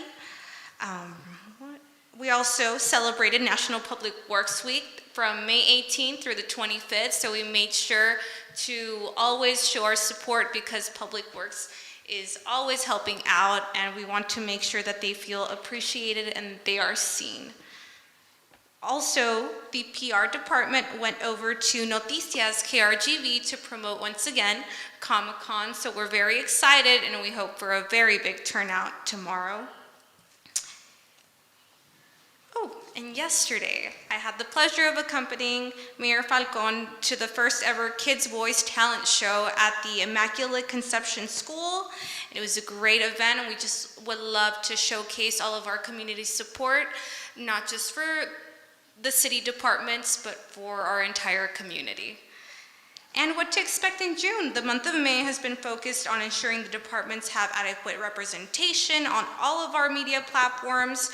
We are also currently preparing our biggest event, which is Freedom Fest. In preparation, we asked for sponsorship supports from businesses, and we're attending coordinating meetings to ensure all details for our biggest event of the city are proceeding as planned. And regarding the FEMA video, we have already posted the press release that was provided to us with help of Chief Muniz, so possibly a live at the site just to bring more awareness and visibility to our community. Any comments, concerns, questions, or suggestions? Go ahead. Okay, thank you. Ms. Valeria, I have a question. On that package that you have for sponsorship for our greatest event, have you given that package to every director yet, or no? No, Okay. no, I have not. Well, let me give you my opinion on this. And as you all know, the majority, and I can say easily more than 80% of the directors remain in their positions after this new administration came into place, because we know the value that you have for that department, and we know what was right and what was wrong, honestly. So from the city manager and for us, it was of course the best decision. So all the departments work with different vendors. You have worked with vendors in paper, in products, in services, you name it. From the police department all the way to the museum. So you know the vendors, you have built relationships with them, and I think this is the great opportunity to ask all those vendors to help. And I don't mean by help by giving thousands and thousands of dollars. Obviously, we wish, right? But whatever help it's given, it will be appreciated by the commission, by the whole city, because they have been doing business with the city forever, and this is one of the ways that I think we can appreciate it, and we can know that all the departments are in the same page as us as commissioners. And I'm telling you for myself, I do call some people, and I do go and ask for the city, and I did it for the state of the city, and I'm doing it, and I'm gonna do it even more for this new event of the Freedom Fest. So if we remember, we're a team. We cannot do it by ourselves. You cannot do it by yourself. But if we do it together and we have the same vision in place, we can accomplish greater things. And we saw it on the state of the city, right? The funds, Mr. Milan, that we collected surpass what has been collected in the past, Yes. right? So that shows that this community is united, that our city works together, and that we have the same purpose, which is the betterment of the community. So I want to encourage all of you to help and to assist Ms. Valeria and Mr. Milan and Ms. Sara Hernandez on these new Freedom Fest, please. And this is just my way of thinking, and this is something that we can do together. If we have 3, 4, 5 directors that are on fire and calling everybody, I can assure you that the companies will respond. And again, it doesn't have to be that much. Whatever is given, it will be appreciated. Thank you so much for that suggestion, Commissioner Barrera. Duly noted. Before I leave, I would like to remind everyone here today that we have a very special birthday coming up tomorrow. She will not be celebrating with us tomorrow, but tomorrow we celebrate Mrs. Sara Hernandez, our Assistant City Manager, on her birthday. You want a photo? 24. Thank you all so much. Thank you. Thank you. Happy birthday. Happy early birthday. Early birthday. Did anybody bring a cake? Tomorrow. She's not gonna be here. Oh, okay. Well, today we have that this afternoon, right? Okay. Before we move on, I'd like to recognize all the departments, because they make their lives make it happen, and they all do an outstanding job. So congratulations to all of you. Thank you. Absolutely. Like I was saying earlier, wouldn't be happy. This city wouldn't be able to run without you. And you got to recognize that you're doing an excellent job, and I'm very happy to be a part of this team. Thank you. Moving forward to item number 4A. 2A, the consent agenda, I'm sorry. 2A, approval of minutes from previous meetings. A, approval of action taken at the meeting of the City Commission, special meeting held on Thursday, April 10, 2025. B, approval of action taken at the meeting of the City Commission, regular meeting held on Thursday, April 24, 2025. I would like to encourage that somebody make a motion that we approve these two items at once with one motion. I so move. Second. Has been second. All of those in favor say aye. Aye. Does anybody have any questions or concerns? Sure. Okay. Motion carries. 2B, departmental travel requests. Anybody? Mayor Commission, on the police department, we do have a travel request. It is for Texas Child Passenger Safety Conference. It is 3 of our officers that are needing to go to this conference to make sure that they keep their license. Our department does offer this program to our community. So if anybody has a child safety seat that they don't know how to install, they could swing by the police department. We have 3 different individuals that are certified to install them. Where is this going to be, sir? It's going to be in San Antonio from June 10th through the 12th. June 10 and 12. Yes, sir. Very well. Any other requests from your behalf, from your department? No? Chief, that was the only request? Yes, sir. Okay. Thank you. I move that we approve item 2B as presented. Is that the only request that we have for today? We also have, sorry, EDC. Okay.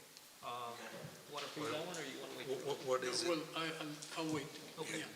We have two travels coming up in the next 2 weeks. Myself, I'm attending the Texas Education Development Training, and Main Street Program Coordinator is going also to Austin the third week in June. So June is a travel month for us. So those are the only two pending.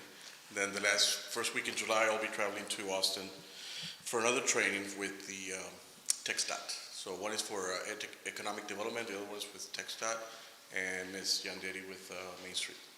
Those are the only three that we have.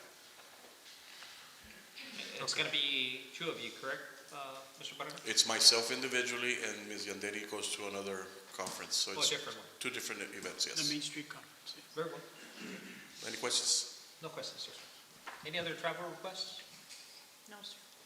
I move that we approve item 2B as presented. I second the motion. Motion has been seconded. Questions or concerns? All of those in favor say aye. Aye. Aye. Motion carries. Now we move to item 4A, discussion and possible action to approve ordinance number 2024-071, amending the 2024-2025 fiscal budget by approving a transfer from the city's fund balance to the city's general fund. Good afternoon, Mayor and Commissioners. The proposed budget amendment is intended to cover unanticipated expenditures for the remainder of the fiscal year. The proposed budget amendment is included in your packet. Some of those items include to cover for unanticipated building maintenance repairs. I don't know if you recall, we had a kitchen here before. They're doing some repairs to the outside of the building. Municipal court is also doing some repairs to cover the additional funds for the additional judge, alternate judge that is obviously helping us bring in more revenues. Insurance liabilities, we didn't include those at the budget last year, but they increased by $100,000 for this fiscal year, so this is to cover that as well. And some other items, I don't know if you all have any questions on some of those items that are included there.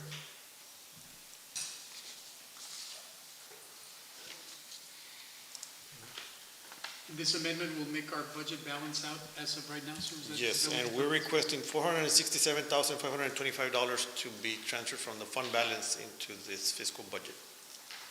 Again, all these line items are one-time expenditures that happen throughout the year, and it's to cover them. The major one, though, to include here is one for $198,425. Those funds were transferred over from EDC last year. EDC didn't want them in their books anymore, so we transferred it over to the general fund, and then we paid it out of the general fund. That project's already been done, but we didn't include it in the budget. So this is just to add it into the budget. That way, when the audit comes around, we don't see any discrepancies in the expenditures that we presented. Very well, sir. I move that we approve staff recommendation and item 4A as presented. Second? Second. Motion has been seconded. Questions or concerns? Anybody?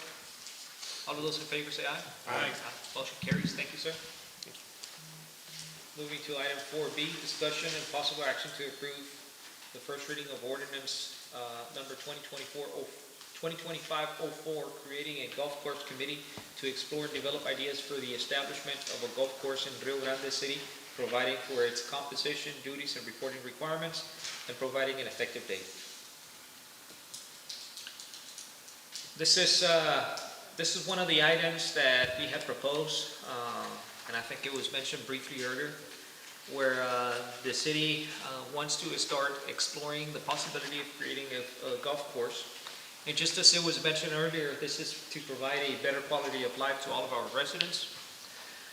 This does not necessarily indicate that we're going to start building, we're going to start spending millions of dollars into a golf course. This is to start thinking outside of the box, be creative, start collaborating with some of the other public entities and private entities as well to see if it's feasible to build a golf course. This does not necessarily mean that it's going to be an 18-hole golf course. It might mean that we might build a 10 or 9-hole golf course.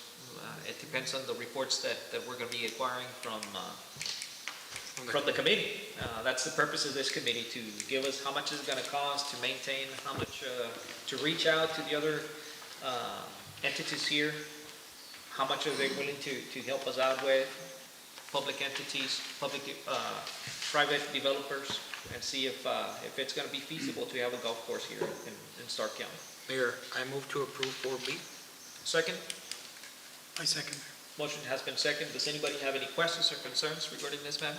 I just have some opinions, and just to clarify, you kind of touched it a little bit, Mayor, but I just want to make sure that the community also understands, because I was just, again, reading, not necessarily on fake pages, but also on our own city page of community members concerned, and doing comparisons that have no sense at all. And again, just exactly like the mayor said, we will never jeopardize the finances of our city. We are a commission that is focused on the betterment of this city. And of course, entertainment is one of them. And that's just one of the possibilities. And like I told Ms. Elia Ramos before the meeting, Ms. Ramos, this is a big dream, of course, but just imagine a teacher telling a 10-year-old boy that he could never be a brain surgeon or a lawyer or a businessman just because he had it in his dreams. Just imagine cutting it from the roots. So that's basically what is happening here. That's something that we want to have in the future. Yes, why not? Maybe one investor will come and do it by himself. We can help. Yes, maybe a collaboration with the school district, SDC, county, other entities, everybody, the whole county, maybe Roma too, maybe La Grulla too, all together, having a county golf course. So it is something that we have as a dream. It's not like a #1 priority. And it might happen in 3 years, 4 years, 5 years, 7 years. We don't know. But that's something that we are thinking about, yes, and that we are open and we want to express it to the community. And just to finalize, I want to address the community that we are a commission of priorities. And just to give you some of the examples, and we talked about it on a daily basis with the commission, with the mayor, with Mr. Milan and Ms. Sara. I come on a regular basis and discuss our current projects, such our second fire department building. It's already in the process of having their second station to provide the service to the west side. We're growing, and right now our city, it's not in compliance, and it was addressed to us, and we immediately took action and approved the demolition, and right now it's under demolition right now. So it's going to be on the old water department on the west side of town. So in case of an emergency, our fire department will be ready to go and assist anybody on that side. So that's already happening, and the community doesn't know that, and they just see and argue things that they have no idea what is going on. So, and that's just want to give you an example. We are just, I think, 20 days away from getting the finalized plans for the rehab of our sewer plant that is going to help with the lift stations on the west side as well. And just it's going to get approved. We already have the funds. The funds have been in our accounts for over 5 years. That project was honestly neglected, and we took action as soon as we got here, And look, it's been a year, and we are just a few weeks to finalize it as well. And that's going to bring a lot of help to the lift stations on the west side. And after that, we're going to continue with the connection of all the colonias, and that's what it's called, the Proyecto Colonias, right, Ms. Hernandez? The Colonias project. It was it's a big project that we're going to be able to connect because, again, we're not in compliance because those colonias have been added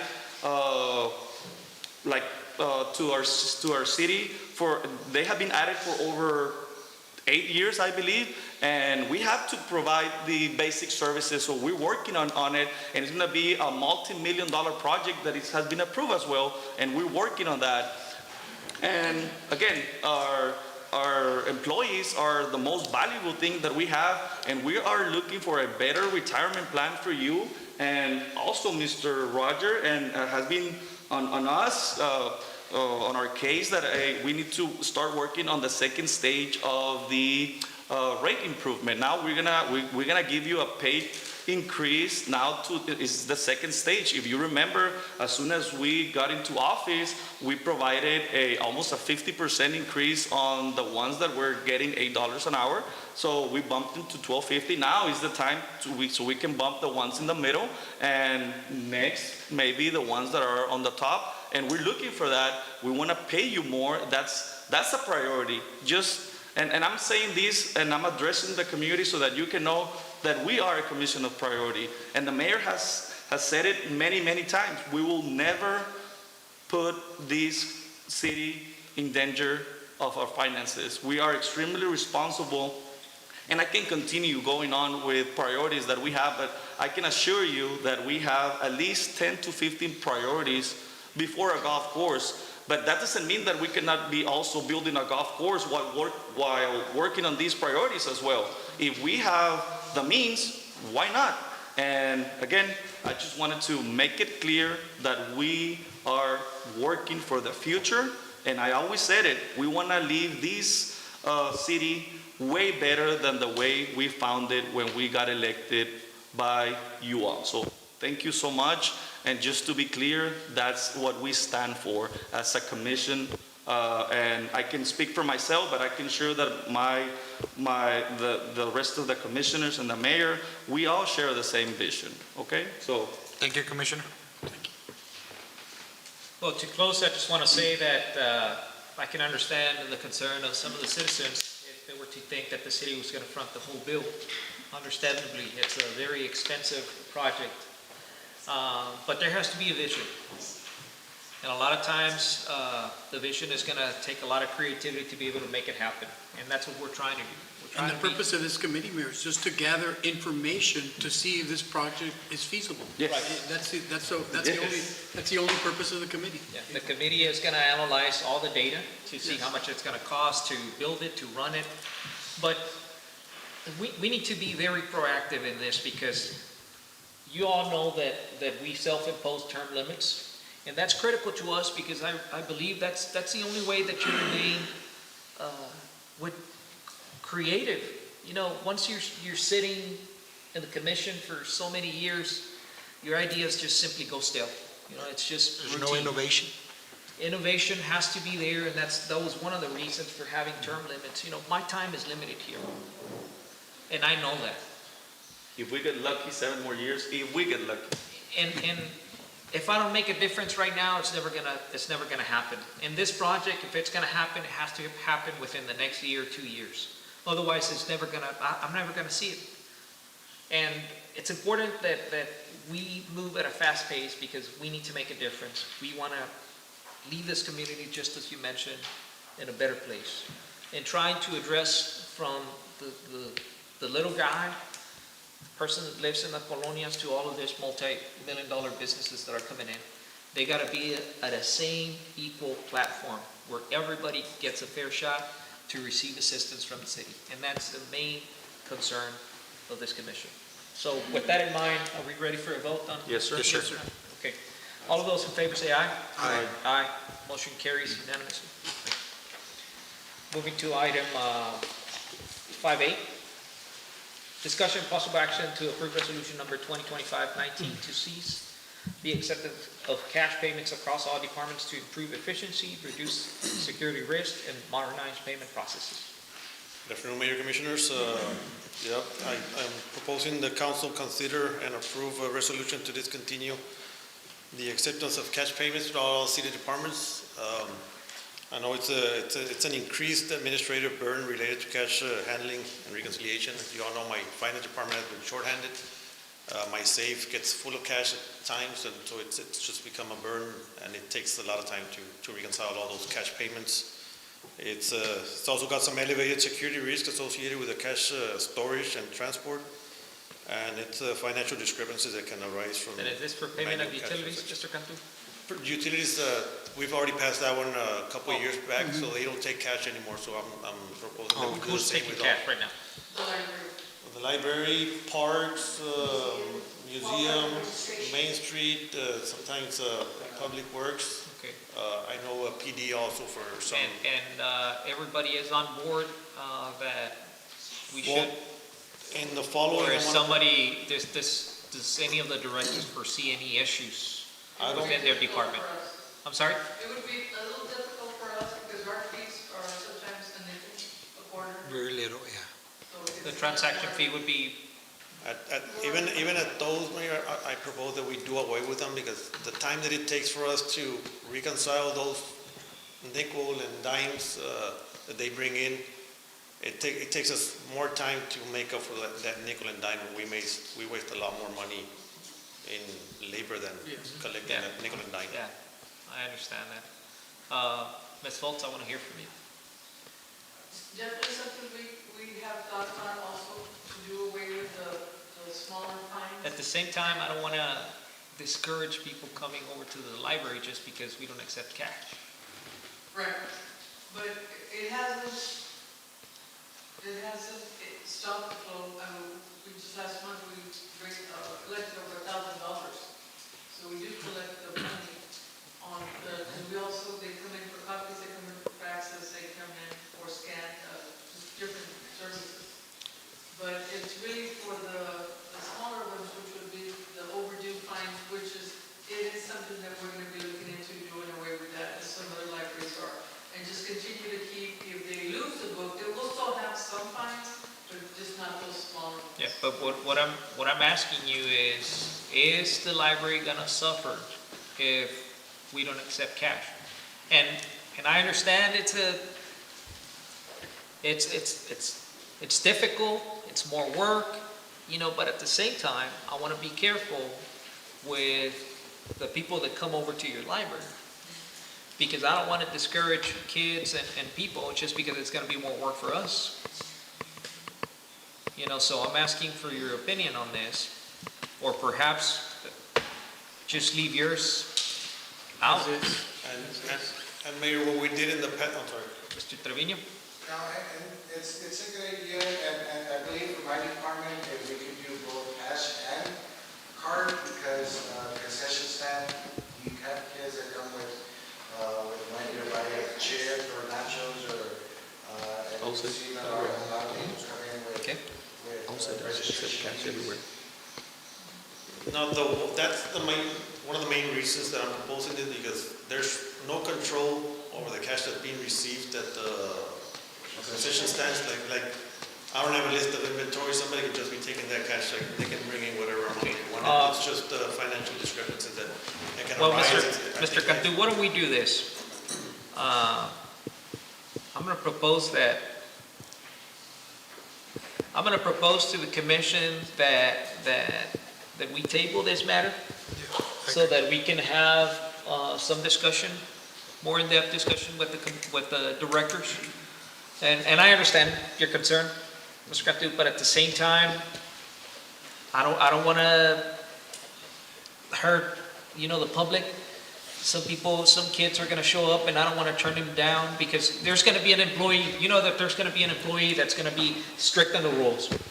There might be a kid coming over to the library with a couple of bucks saying, hey, I want to take this book or I want to buy a soda, and somebody is going to be there enforcing the rules strictly is going to turn that kid around.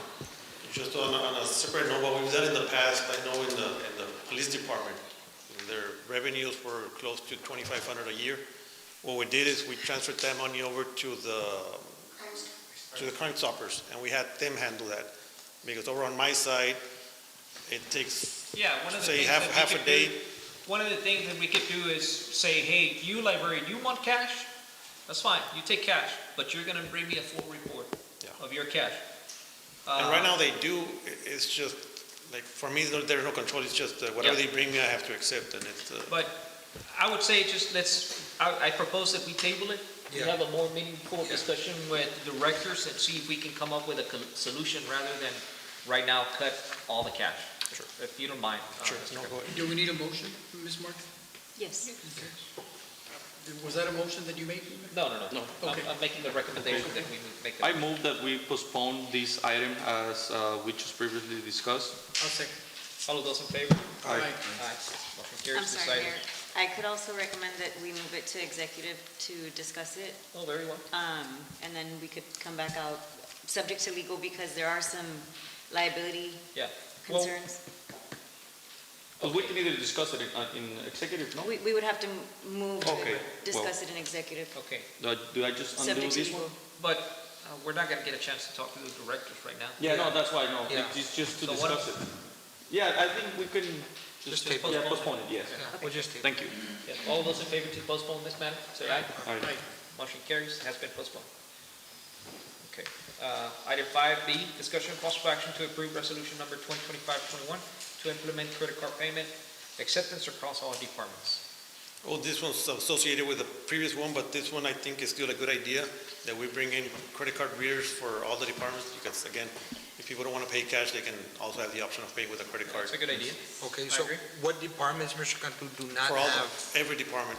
And that what would company, include Mr. Cantu? Parks, library, well, it takes Main Street, every department, for Would it them be to have a- a small card reader. Would it be a uniform, like a No. a square, or what? Yeah, but what department does not have?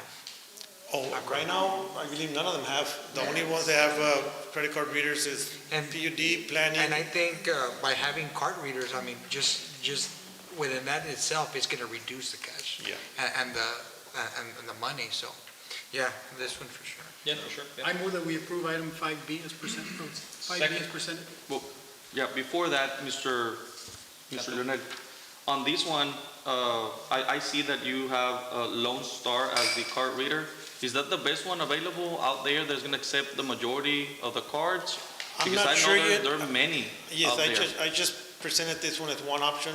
I will still have to chop around and see Okay, what's a good, better option good. for us. I just don't wanna compromise with any company yet because I know for a fact that there's some that are, I mean, very easy to work with. Yes. Okay. That accepts everything. Yes. Apple. I second that. Yeah. Also looking at the charge, because they all come with a minimum 3% charge on the credit card payment. So I don't know if that's something that the commission At wants this to. point, are we making the motion to leave it to the discretion of Mr. Cantu to select? Yes. Okay, I will amend my motion to that. okay. The motion would be then to approve this matter and to give Mr. Cantu the discretion the discretion. to make the decision on the company to be utilized. Very good. I second. Second, all of those in favor say aye. Aye. Motion Thank you. carries. Thank you, sir. 5C, discussion and possible action to approve resolution number 2025-22, a resolution of the City of Rio Grande City, removing and appointing members of the Rio Grande City Economic Development Corporation.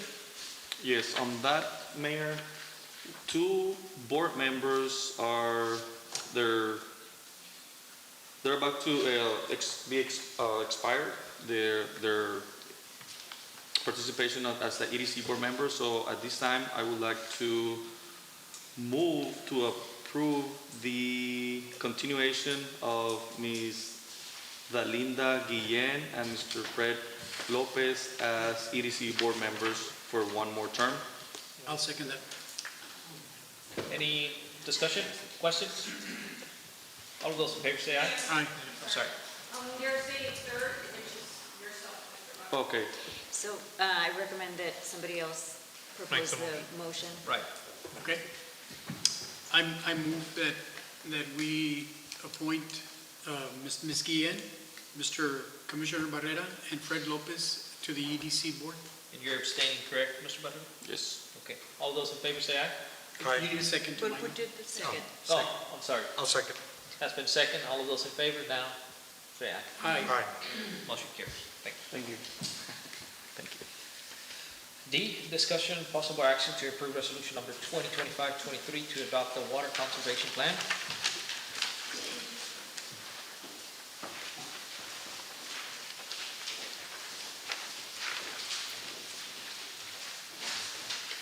Good afternoon, Mayor and Commission. Good afternoon, sir. So the goal for the water conservation plan is to implement a comprehensive set of strategies that optimize water resource management. We are doing that by replacing meters on all the ones that were reading wrong to reduce water loss. And with these new meters, they have an AMI leak detection. So they'll alert us on the computer if a leak is present. We could go shut off the water and we'll reduce the water loss on, let's say it's on their side. We just shut off their water, have them replace it. Once they fix it, we can turn off the water again. We do have some water losses that are authorized. So we flush fire hydrants, we flush valves to get rid of residuals. Right. And also sometimes our storage tanks, they tend to overflow. So we've done a better job of knowing what feet they overflow at. So we've already told our water plant operators to not overflow them that much. Also, this water conservation plan was delinquent. It was supposed to be done a year ago, according to TWDB. Very well, sir. Okay. And it's your recommendation that we approve this Yes, plan? yes. That's so moved, Mayor. Second? Second. Has been second. Discussion? No. All of those in favor say aye. Aye. Motion carries. Thank you, sir. Thank you. 5E, discussion and possible action to approve the Airport Advisory Board bylaws and the adoption of the amended and restated bylaws. Chief? Good afternoon again. There was a couple of changes made to the bylaws that was discussed in past month's meeting. I forwarded those changes to the city attorney, so she can revise them, and so we can bring it up to the city commission to vote on it. The changes were adding a secretary position from the same board, and also changing the unexcused absences. Oh, yes. Stuff like that. For the removal of a board member? For a board member, correct. If they sustain 3 consecutive absences, unexcused, they'll be removed from the board. Ms. Garcia, are you recommending the approval of Yes, this I recommend approval. bylaws? Yes, sir. Very well. I move to approve 5E as discussed. Second. Second. Discussion? All of those in favor say aye. Aye. Motion carries. Thank you. Moving to item 6A, discussion and possible action regarding the approval of expenditures and contract values that is less than 50,000 but more than 5,000 that comply with or are exempt from section 252.0215 of the Texas Local Government Code. Good afternoon, Mayor and Commissioners. Good afternoon, ma'am. I have here for the Projects Department, there's 3 invoices that we have here presenting. The first one is going to be for Half and Associates. This is for the water system improvements with EDAPT. It is for the services that they did up to April the 6th. And they worked on the water system model for the planning services on this EDAPT. We already received an approval from TWDB for these services, so we're just waiting for it to be deposited back into our account to get this paid out. Very well. The second invoice, that is for Sames Engineering, and this is for the downtown grant that we have for the 30% preliminary engineering plans that they did. That is $15,000. We will get reimbursed from TDA for this with the grant, and we're just waiting for this to get approved so we can confirm, certify for this reimbursement. The last reimbursement took about 3 to 4 weeks for us to receive to pay out this invoice, so it will get paid out once reimbursement is received. Very well. And the third invoice that we have, it is for Gerlach. This is their final pay application for the public safety building. This is a retainage that they had for the contract, which is $517,353.49. That's the final payment? Final payment for everything that they submitted to us, all closeout documents, plans, and everything. Okay, and this was part of the project already? It's part of the contract, yes, sir. Okay, Mr. Cantu? What's your recommendation regarding this payment? Yes, Mayor. Basically, the way the retainage works is they present it on every invoice, but the portion of it gets put out into retainage, and we don't get to pay that one out until everything's finalized. So if everything's finalized, we're okay to pay it. It won't affect our books anymore because it's already in a payable account. So. On that, Chief, I have a question. I know the last time it rained, you mentioned that there was several problems there with the building. Has that been addressed and fixed already or no? They did come in the next day, start fixing it. I know last week, or was last February, 2 weeks ago, they came and did a final run through with our staff to make sure that all the issues were taken care of. Okay, so is your discretion right now it's to give the final payment, they have addressed all the issues? From my understanding, all the issues. Is there anything that we're pending? Because remember, this is what I do for a living. I don't get paid if something is wrong. I don't get paid if my client is unhappy. I don't get paid if some of my work was not done properly. So I just want to apply the same rule that it's applied everywhere. And this is $500,000, right? So I know for a fact that, I don't know, I've never worked with them before. We saw him presenting once, and that's it. So So we did a final walkthrough 2 weeks ago, and we created a list of some minor pending issues. And we let them know that the idea here was to approve the final payment contingent that they would close out those final repairs. In addition, even though we give them the final payment, we still have some warranty on the building. So as you know, as time goes on, we're probably going to encounter some future issues, but those are done through a warranty request. And yes. How long is that warranty, Ms. Hernandez? We have it until August the 19th of this year. yeah, so it's not that That's far when away. the completion was. So It's a year, Yes, it's and- already approached. And I've worked with warranties as well, and based on experience, when the bank owes me money and my client calls me, I'll be there the next day. Once it's with warranty, I mean, companies will give the excuse after excuse after excuse. So this is just my recommendation personally.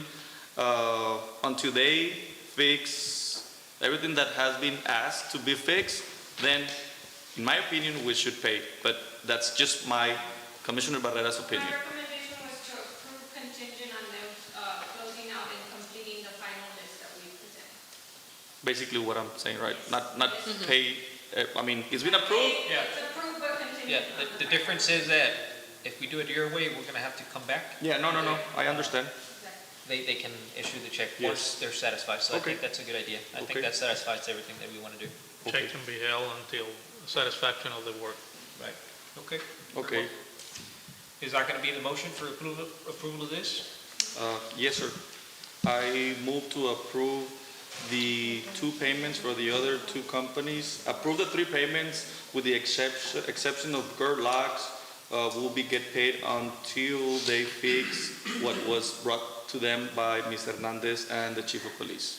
So payment for Gerlach is gonna be conditional upon completion of Of the warranty forms. of the warranty Yeah. requested? There's still a couple of additional items. Yes. There's more items. For that item, that's the motion, but there's still additional items too. Oh, okay. Yeah. Oh, I see. okay. Very well. Any other big payments over 5,000 that we need to go over, Mr. Milan? Yes, we got a couple more. And we'll probably have the PUD department as well. Okay. Lexi? This is with the animal control. This is the spay and neuter that happened last year. We have a balance of $7,968.12. This was 100 vouchers. Oh, wow. I attached the list. Did you attach the list? Yes. You have a breakdown there of female dogs, female cats, male dogs. So the actual estimate, the actual quote was $11,227.50. but they charge $7,000, that's the balance, $7,969.32. Is this for the ones that were already done? Correct, those are the ones from last year. Okay, I got you. Oh, okay, the vouchers that, okay, very well. And it Any was other- less than the quote that was approved? It was less, correct. Any other payments that we need to address?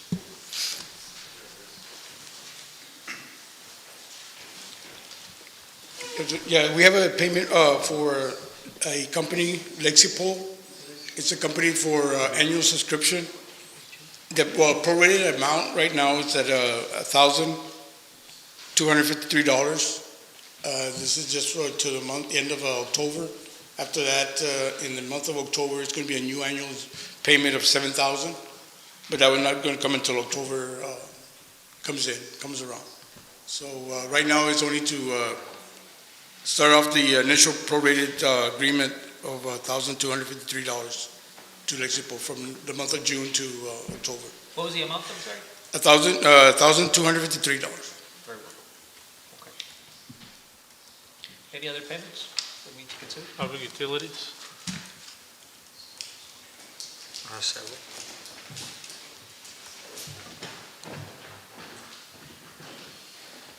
Good afternoon. The first one that I have is the Batcon transmission and boom. We sent it out to Stewart and Stevenson to get fixed, and the bill has arrived. It's $12,398.66. What was the total, sir? I'm sorry? 12,000? The total? $12,398.66. Okay. And who did this repair, sir? I'm sorry. Stewart and Stevenson Okay, very well. in Far, I believe. Everything was satisfactory, no issues? Yes, we really needed our Batcon back. Okay, very well. And our second one will be AAA Utilities. They're the contractor that helps out with the manhole behind Rio. What the what, I'm sorry? The manhole. Oh, yes. Yeah, the manhole Yes, you behind mentioned the that. Rio Motors, yeah. And their bill is $5,000 flat. Very well. Then I have ChemTrade. It's the Clarion chemicals to remove turbidity from the water at the water treatment plant. That amount is $8,026. For this is a recurring expense, correct?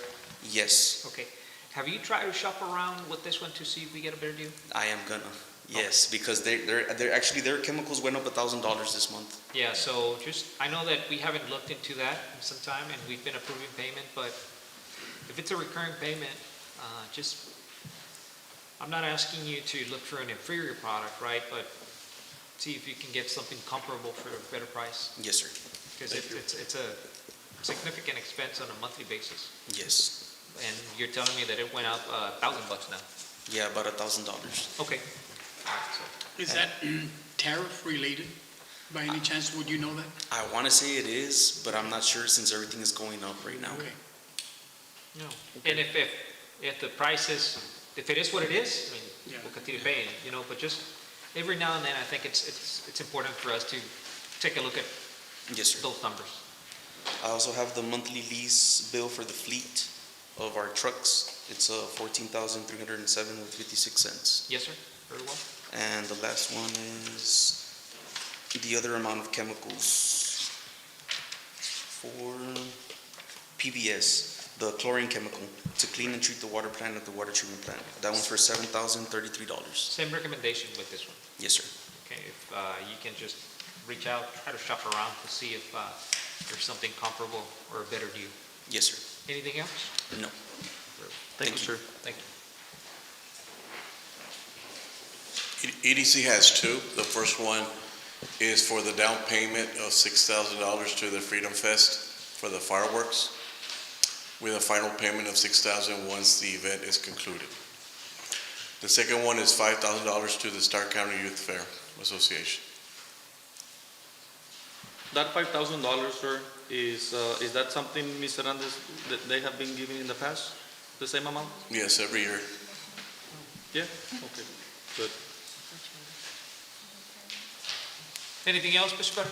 Those are the only two. Okay, thank you. Thank you. Mayor Commission, the last request here is for the administration department, and this is to rent the stage and equipment for our Freedom Fest. And we did some shopping around. This is a vendor that we've worked with in the past, so luckily I know that we had some help to help keep that cost the same. And we looked at other options, but they were more expensive, so this is the cheapest and the best price and for the equipment that we're needing for that event. Very well, ma'am. Thank you. Any other payments that we need to address? Thank you. No. Nope. Okay. Now we can make the motion. Yes. Yes, now we can make the motion with the conditional payment for Gerlach. I move that we approve the items as presented. What is that, 6A? 6A, yes. 6A is presented with the exception of Gerlach. The Gerlach would be upon the completion of their work, Of the list. of the list that was provided by our staff. I second. All of those in favor say aye. Aye. Motion carries. Thank you. 6B, discussion and possible action to approve the annual subscription with LexiPool to update and maintain policies for the Rio Grande City Police Department. Chief? Mayor, Commission, we are looking into updating our policies. TCO is looking into more than likely by 2026, 2027, where all departments have to have a certain amount of types of policies. This company is the only company that we found, and they are a sole source that will actually redo all our policies, so to make sure we're in line with what TCO requires. What's going to be the expense on this? The first upfront cost is $22,311. I did speak to Mr. Milan and with our finance director, Mr. Cantu. We will be, since it was not budgeted this year, we will be using our forfeiture account to cover the first initial cost. After that, every year it will be $16,082.10. With legislation about to get ready to start throwing out new laws, this company will actually be doing the updated policies for us. Okay, and do we have any type of subscriptions right now for our policies? For our policies, no. The policies is very outdated.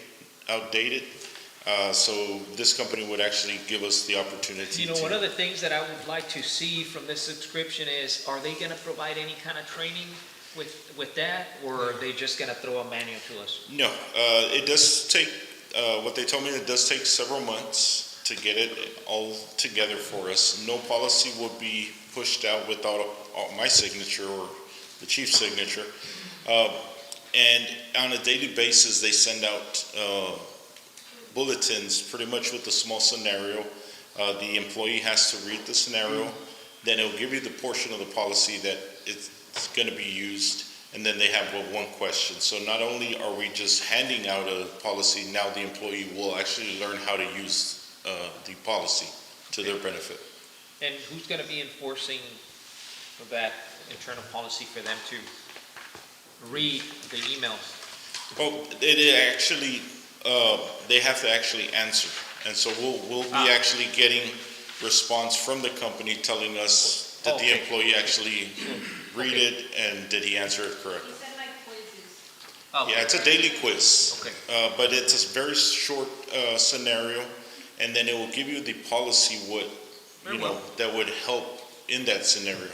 What I understood for this, Mayor, is that the state is going to be requiring for these policies to be in place in the near future, right? So Right, well, they must have their policies, Yeah. and I'm not against that. But the only thing is, in my mind, I didn't want for just to pay somebody, right, $22,000, and then they say, here you go, here's your manual, have a good day.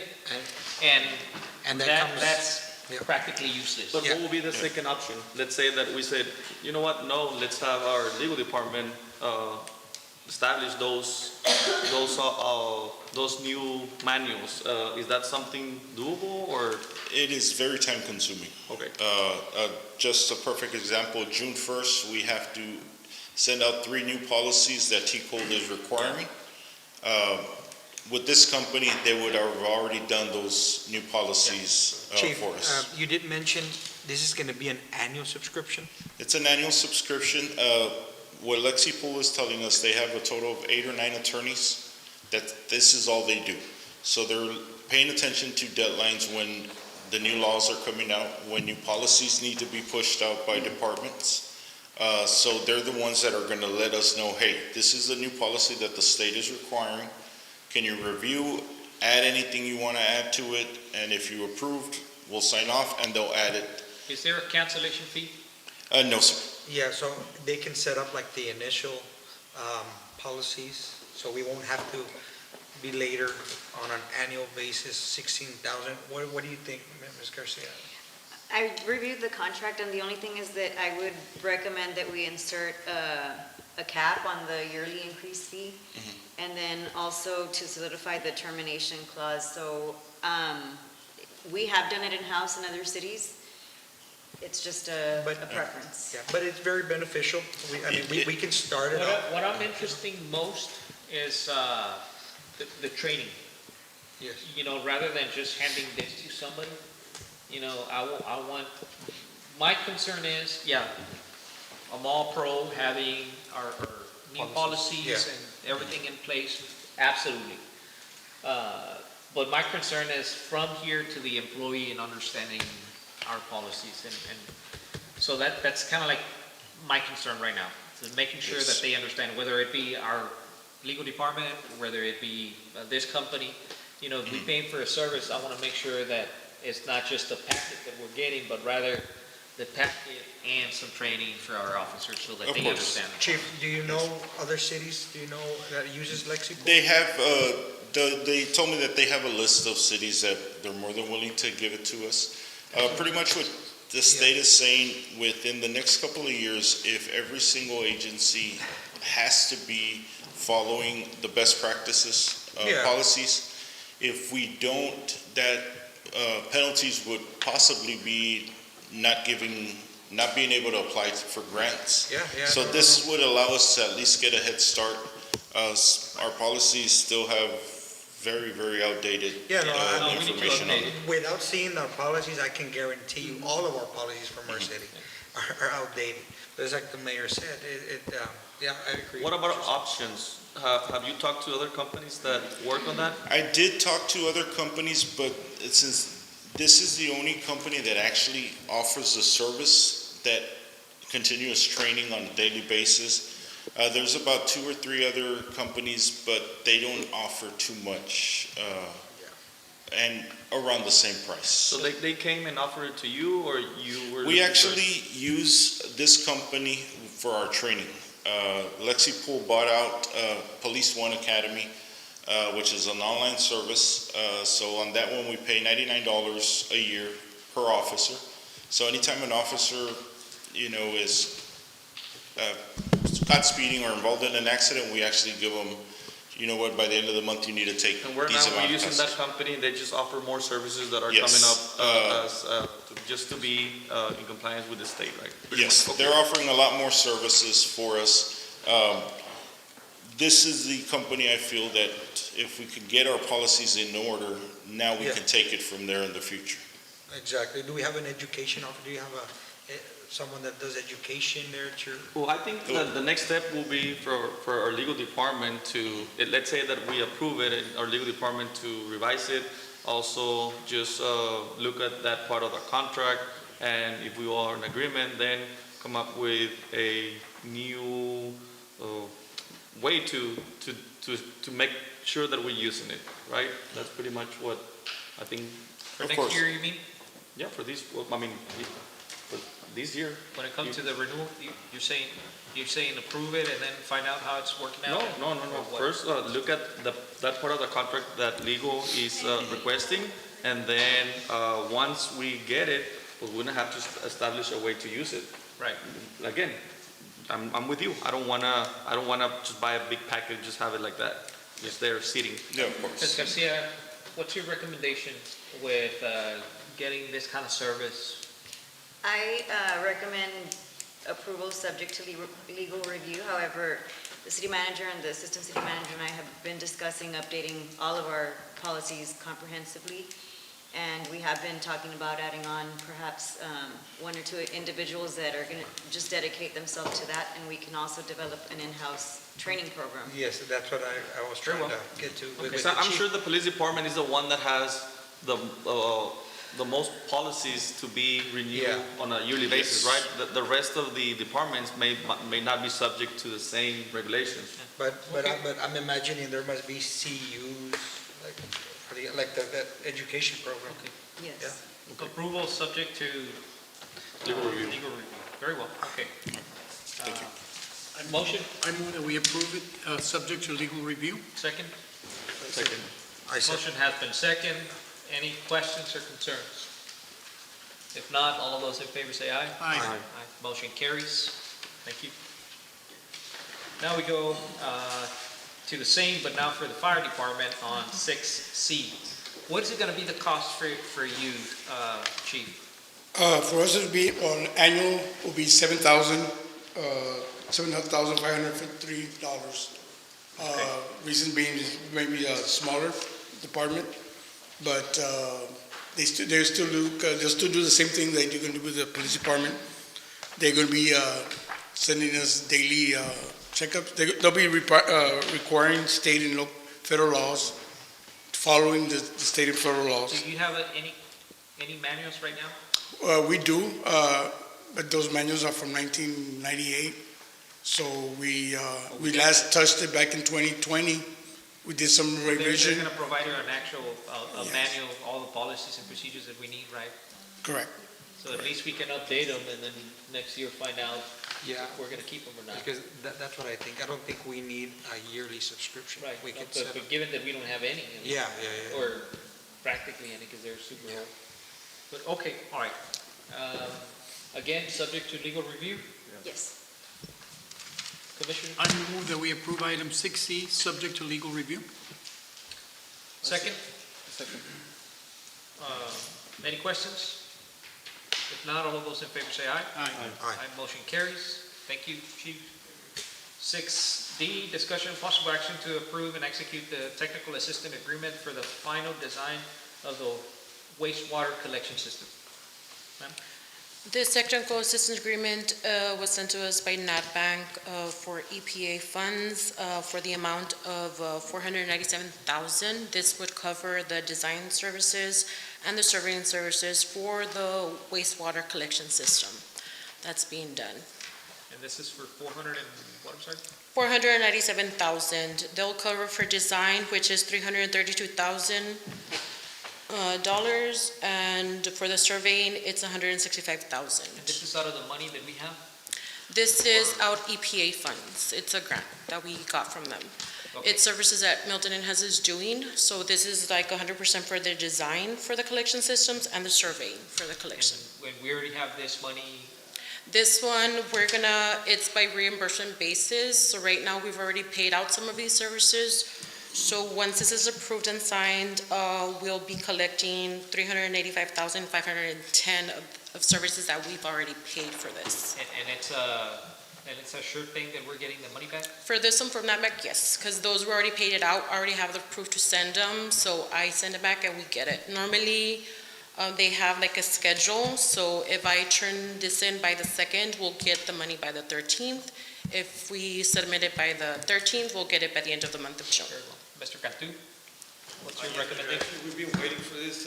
NatBank had told us that we're going to receive it within the first quarter of this year, so we can get reimbursed. Okay. It's taken a little bit longer, but we finally get it here, and we can get reimbursed those And it's $384,000. your recommendation that we approve this payment? Yes. Very well. Mr. Cantu, just let's not forget that last time, using somebody else's recommendation, we approved something, and then we ended up not getting the money. Remember? Yes. Well, actually, this is what we paid for at that point. Yes. They told us that we were getting reimbursed, but this is actually work that they worked on that they shouldn't have, and we actually shouldn't have paid it. Yes. because So let's this try hadn't to been avoid approved. for this to happen again. Yes. Please, sir. paid it until we had Yes. this technical assistance. Okay. So we paid it ahead of time, and now we're needing to pass this so that we can Yes, we need to learn from our mistakes, and remember, we were very worried about these, so I'm glad that now it's not gonna happen again. Yeah, that's why I go back and I ask and double ask and triple check and ask for your recommendation, because these are substantial amounts that we're approving. And last time, I was part of the approval of a substantial amount, and I was told that we had the money, when in fact we did not. And it was a $350,000 mistake Yes. that was made. Well, I thank Mr. Milan and Sarah for keeping me in the loop nowadays. Back then, I wasn't 100% involved in what was being done there, so they told us that we were getting reimbursed. Yeah. That wasn't the... When it comes to this big projects, I think that we need to work collectively as a team so that we can have more eyes on the funds. And now we can see it.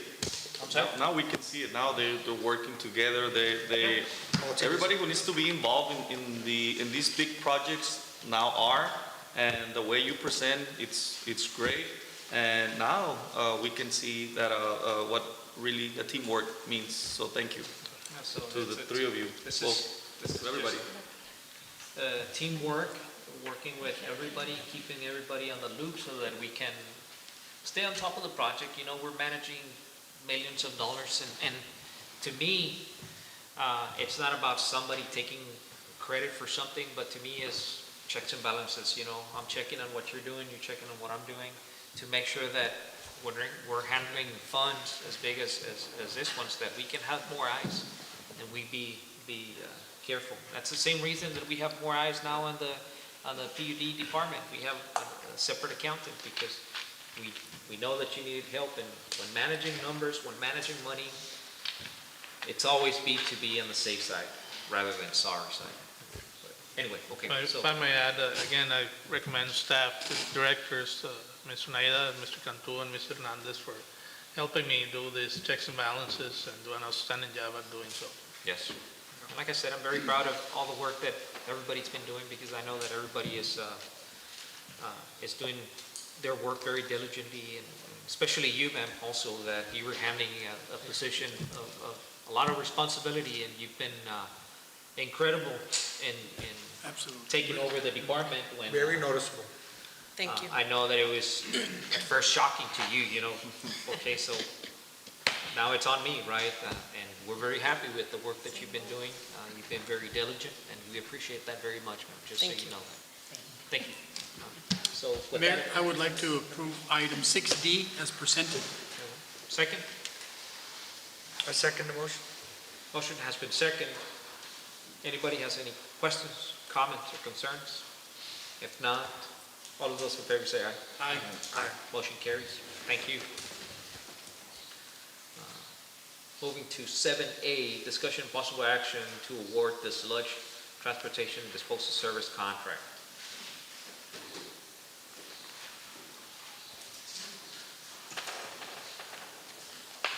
So after reviewing our two bidders of CB3 and Denali, we reached out to their contacts, and me and Leonel did some numbers, and we found out that CB3 was the better candidate for us, so we awarded it to CB3.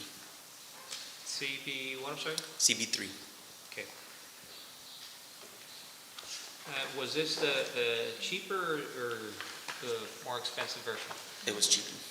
It was the cheapest, it was a significant difference between both of them, especially from the current one. Right, and are this the company that was supposed to pick up the stuff, the sludge? Yes. And clean it, and then see if they were gonna deliver? And they've already started, because I don't know if you recall, we stopped picking it up for a month, and we're already way back in violation, so we need to see them start. So they've already started, and they've actually done over 15 trips already. Right. They've cleaned out as a matter of fact, we're supposed to go over there tomorrow and look at it, because Philly has told that they've really done a lot of work out there. Okay, very well. Very well. So moved, second, has been second. All of those in favor say aye. Aye. Motion carries. Item 7B, discussion of possible action to accept or reject bids for North Lopez Sanitary Sewer Collection Project. Yes, so after reviewing the bid tabulation, we are deciding to reject the bids for the North Lopez Sanitary Sewer Collection Project. Okay, and the reason for the rejection? We're gonna try to do it in-house. Very well, okay. Mayor, this is the one, stage one of the connection of the old Rio Grande sewer. Yeah, I remember that. Okay, so, thank you, sir. Yes, sir. Very high. Yeah. Yeah, no, Thinking that just because we're a city. yeah, I remember that where, this was, The numbers the were, situation. Can where- you mention the numbers? yeah, the numbers were outstandingly high. It was, what, about I think 100 the lowest bid was 303,000. Our projected budget for it was 180,000. So we're hoping if we do it in-house, we can do it for even less than 180,000. That would be great, because remember, we have 3 more to go. Yes, we know. That's number one, and the clock is ticking on that one. Thank you, sir. I move that we approve the Rejection. objection of these items. Rejection. That rejection, possible action to approve to execute the possible action to reject the North Lopez Sanitary Sewer Collection Project. Okay, so at this time, the motion is to reject the Yes. bid for the North Lopez project, Yes. correct? I second. All of those in favor say aye. Aye. Motion carries. 7C, discussion and possible action to approve library expansion construction plan and authorize advertisement for bids. Ms. Waltz. Mayor, Commission, I've been working with Mr. Milan and the planning, Antonio, the planning department. We've been meeting with Ramirez Construction, and we do have the plans in front of us. Or here, and it is to add 72 by 20 additional space to the library. It's 1,340 square feet. Oh, 1,300? Wow. We'll be adding also one men's restroom and a women's restroom and additional storage space. Similar to animal control, these are the official plans that can go out for bids. Very well. Okay. Yeah, I'm looking forward to this project. Yeah. Do we have a motion to approve it? So moved. Second? I second. Has been second. Questions? All Good those job. in favor? I'm sorry? Good job. Yeah, great, ma'am. I can't wait for you to have that. All those in favor? Aye. Aye. Motion carries. Thank you. So hopefully we're able to see that building by the end of this year. At this time, we have finalized all of our items. We're moving to 8, A, B, and C, moving to executive session. At this time, I'm making a motion that we move to executive session. I second it. That's been second. All those in favor say aye. Aye. Aye.